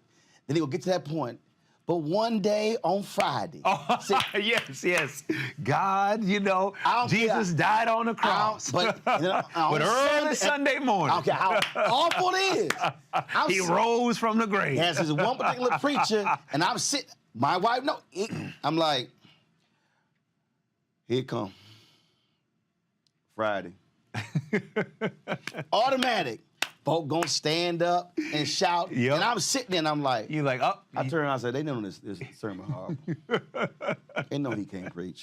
That's a good point. I never thought about that. Every time. But early Sunday I've heard morning. more than a dozen sermons from the same preacher, and I sit there and I be like, wait till Friday. and when it hit, she just hit it. She did the whole mind. She looked at me like, I said, it's coming.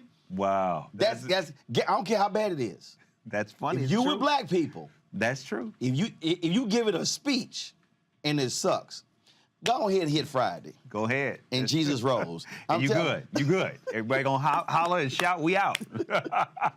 Now give me a time where you spoke or you were doing something and the room was not feeling you. And what did you do? What did you have to do? Oh, one time I spoke at this leadership conference, and it was mixed race, but predominantly white, and they were just completely not accustomed to the energy that I was bringing at all, and I just stayed at that level. I just kept going. You know what I mean? I was like, wait, this is me, so. I'm just going to do me. I'm not going to, rely too much on your reaction. Right. And then afterwards, a lot of people that I didn't know if they were feeling it, they came up and said, oh, my goodness, that was amazing. You're like one of the best speakers we've had.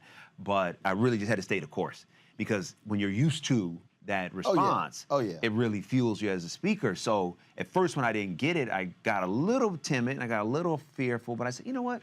I'm just going to do me. And that's what I did. That's why when I walk in, I absolutely feel the room. First of all, I don't even write speeches, so I don't even waste my time writing speeches. Oh, wow. So I let the room speak. Oh, really? Oh, yeah, I don't even. So how does that work? So when you get up and then you just go? Yeah. Wow. I'll sit there. Now, I might have a concept. Yeah. And then something may happen in between the person introducing me and something else may spark. Then I'll change it on the fly. So I'll sit there. So yeah, I was in Florida somewhere. This woman was like, "Oh my God, we would love to run your speech in our black newspaper." I said, "Y'all gonna transcribe it?" Right. She's like, "What do you mean?" I said, "Baby, ain't no notes." She said, "What with speech?" I was like, "No." She said, "In this card?" I said, "In this card." I said, "Y'all gotta transcribe that sucker." Wow. So no, I don't. So it's like literally, it's just like fill the rooms. So that point there, you could always tell. It's in that room where people are, and then that sort of allows me to calibrate how I'm going to actually I'm going to talk to the room. I love that. So that's a gift. That's not easy to do. Oh yeah. Well, my wife, so because she's ordained, she got a paper. She went to seminary. Right. So when she gives a sermon, she goes like into a cocoon. I mean, she got like books all around her. Yeah. And one day I walked in, I'm like, "What you doing?" She's like, "Oh, I'm ready for this sermon." I was like, "When?" She's like, "Oh, it's in 3 weeks." Gotta take time to break down that word like, 3 and weeks. exegete that text. Yeah. I said 3 weeks. All that for 3. So we was in Chicago, and the church, they had me do 3 services. So we driving, and she's like, "What are you talking about?" I'm like, "I don't know." We're in the car. I'm like, "I don't know." And so then we go into the church. I'm sitting in the pulpit. Introduce me, choir singing. Next voice you hear. And so she texts me, "You decided?" "Nope." And I literally grabbed the Bible. That is so stressful. I literally grabbed the Bible.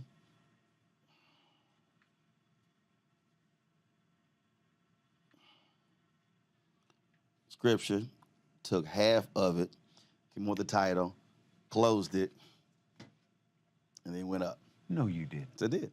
And so you ask her. And did you end up with on Friday night? No, I ain't do that. I've never done that. And so when the church is over, she was like, so you just gonna sit there and just do that? I was like, don't hate the gift. Don't hate like, the gift. I can't stand you. Right. I said, don't hate the gift. No, my I said, you can't be a preacher hate the gift. Wow. I mean, that's stressful. That's stressful. No, I don't even. For I need to, anytime I'm speaking, doesn't matter what it is, I've got to do an outline and have a framework. And then, of course, there's moments for, being extemporaneous. But for most part, I like to know, here's the gist. Even if they give me the theme, I probably won't use it. I'll go. It'll take me somewhere else. Right. Take me somewhere else. So literally, it's just like I'll sit there and let the room speak to me. Wow, man. Well, it hasn't failed you yet. Huh? No, I like it works. It works. So you just roll with it. What's that dream project? What's that thing you really want to do that you have not done? The project I've been working on probably the longest at this point is Kirk Franklin's biopic. I'm producing that, and and that's a story. It's a story. It's a great story, and I've been working on that. Not the one now. How he got? Yeah, how he got there. Yes, absolutely. So I've been working on that, man, like 8 years. Wow. Yeah. So that's the one that at the moment I'm just really, really passionate about getting it over the hump. And we have a new script, and still making some tweaks here and there, but that's the one. Well, who you gonna find that short to play him? You ain't right, but see, because Kirk makes jokes about his own height, like he would laugh at that. Come on, we all know shop at Baby Gap. Went to find. That's right. That's what he said. That's exactly what he says. We'll, went to find an unknown. We're going to do a whole nationwide, worldwide search to find who's going to play Kirk Franklin. Somebody who has that charisma, who's obviously, height appropriate, and can also do the music. See, the thing, what I love about, or what I often talk about, whether it's Kirk, whether it's Bishop Jakes, that I love dealing with people. People love to revel and talk about where they are now, but nobody wants to deal with Jakes when he was digging ditches. And my deal is you can't talk about the Jakes now unless you deal with that. Right. And I think that's also what's important about Kirk's story. Absolutely. And very few people, just recently he performed in Memphis because he's on tour with Maverick City. Yep. And he talked about that 26 years ago in Memphis, he fell off the stage, went into a coma, almost died. Yep.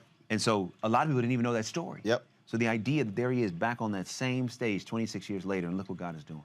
Wow, that is awesome. No, Kirk is a good brother. Yeah. And he will bless you. Yes. Not the bless y'all thinking about.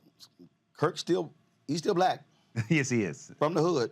So we were talking, I was like, okay, Kirk, when Jesus gonna show up? No, Kirk's a real dude. He's a real dude, As that video, you see the video at the BET Awards when he was talking to LaMel Plummer with Zeus? And they posted, they were like, oh, Kirk's an intense conversation with LaMel Plummer. And so he's holding his hand the whole time. And he's got the hand on the shoulder. Of Lemmy. So he's doing, okay, right. got it. So we all know what that move is. Yeah. And so I had to text him. I was like, yeah, I said, I bet you got, I said, you have some holy oil laying hands? I had to mess with him on that one. What'd he say? He sent me the prayer signal back. So he did that. So, okay, so I asked you to play with Kirk. Okay, now I got one for you, okay? So this is my final question for you. Who would you want to play you? In the movie of my life, I'd have to go with my brother Trey Byers. Everybody say we look alike. Anyway, Trey played Andre on Empire. I know that. How tall is Trey? Okay, you know Trey. Okay, good. Yeah, so Trey. Yeah. How tall is Trey? He's maybe an inch taller. Really? Taller than me. Yeah. He's tall. He's 6'2", and I'm 6 feet. Oh, see, I thought we were going to have like a reverse James Brown, Chadwick Boseman. No. Trey's, so he'd be the one. That would be pretty cool. All right. Next thing you got coming out that we need to be aware of, we need to be supporting. Yeah, I got a new book out right now with Audible. It's called It Takes a Woman. It's an audio-only book. It's basically about the women in my family. It's like my memoir. I talk about how my father died and how I, was raised by my mother, my grandmother's 7 sisters, and how that 7 sisters? 7 sisters, yes. You got beat a lot. But you know what? Only by my mother. Really? They never did. Wow. Never did. Yeah. No, only my mother. My mother she was quick. My dad beat everybody. Oh, really? Oh, yeah. I got whooped once by my uncle, one of my great aunts' husband. That was it, you know. And so this book really tells my story, and I talk about from the death of my father, you know, all the How way old? 9 years old. And so the story starts My dad with was me. 9 when his dad was killed. Oh, wow. He was, yeah. Wow, wow. Yeah, I mean, it's such a pivotal age. And I bring the listener in on that very moment when my mother and me and my brothers are in the morgue. And my mother says to go kiss your father goodbye. Yeah. Wow. And so the story. How did he die? He died of a heart attack, 36 years old. 36? 36. It was his third heart attack, yes. Wow. Yeah, he was an alcoholic. You know, obviously that doesn't, you know, lead to that severity of heart disease per se. But the combination of that and not taking care of himself, you know. Why audio only? Because Audible had seen an article that I wrote for Maria Shriver, and they said, "Oh, would you like to do a book about this?" I said, "Yeah, let's do it." So they approached me. I went to my mother and my aunt, said, "Do you guys want to do it?" And they said, "Yeah." So we did it together. Real? So is it so like you're interviewing them, or so did you actually write the book? Yeah, I and then wrote you the just book. Got I it. wrote the book, but when you listen to it, it's like a movie. So you hear their voices come in and out as I'm telling different parts of the story. Oh, So that is cool. You know, in that moment when I'm talking about seeing my father, you know, then you hear my mother's voice, and you hear her point of view. And then my Aunt Sandra's voice comes in, and you get her point of view. So every chapter is a new story that keeps unfolding. And was that your idea, or was that their idea? That was mine.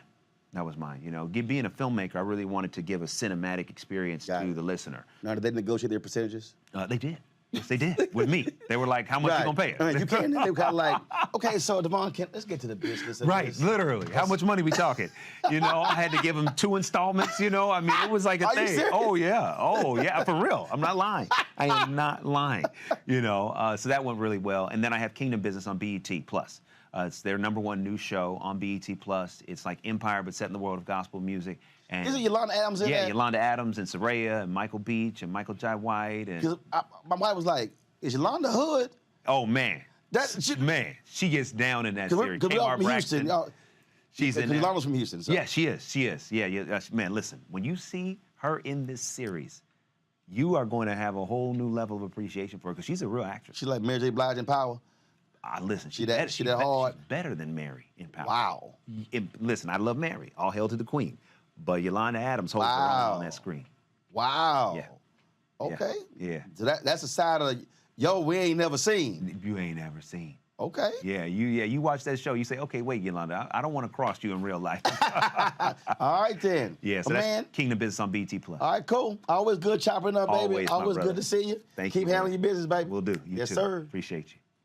All right, folks, tomorrow we've got more recap from Essence. Chloe Bailey, Ryan Destiny, we'll hear from them. We'll also hear from a couple of influencers. We also got a crazy interview with the cast of The Proud Family. And so we got, and then of course later in the week, my conversation with that fool Guy Tour. Y'all know that got a little ignorant. And so be looking forward to that as well. So again, thanks to Coca-Cola for allowing us to partner with them to recap the 2022 Essence Fest. Hope y'all enjoyed that. And we will have more later this week right here on the Black Star Network. Until then, holla!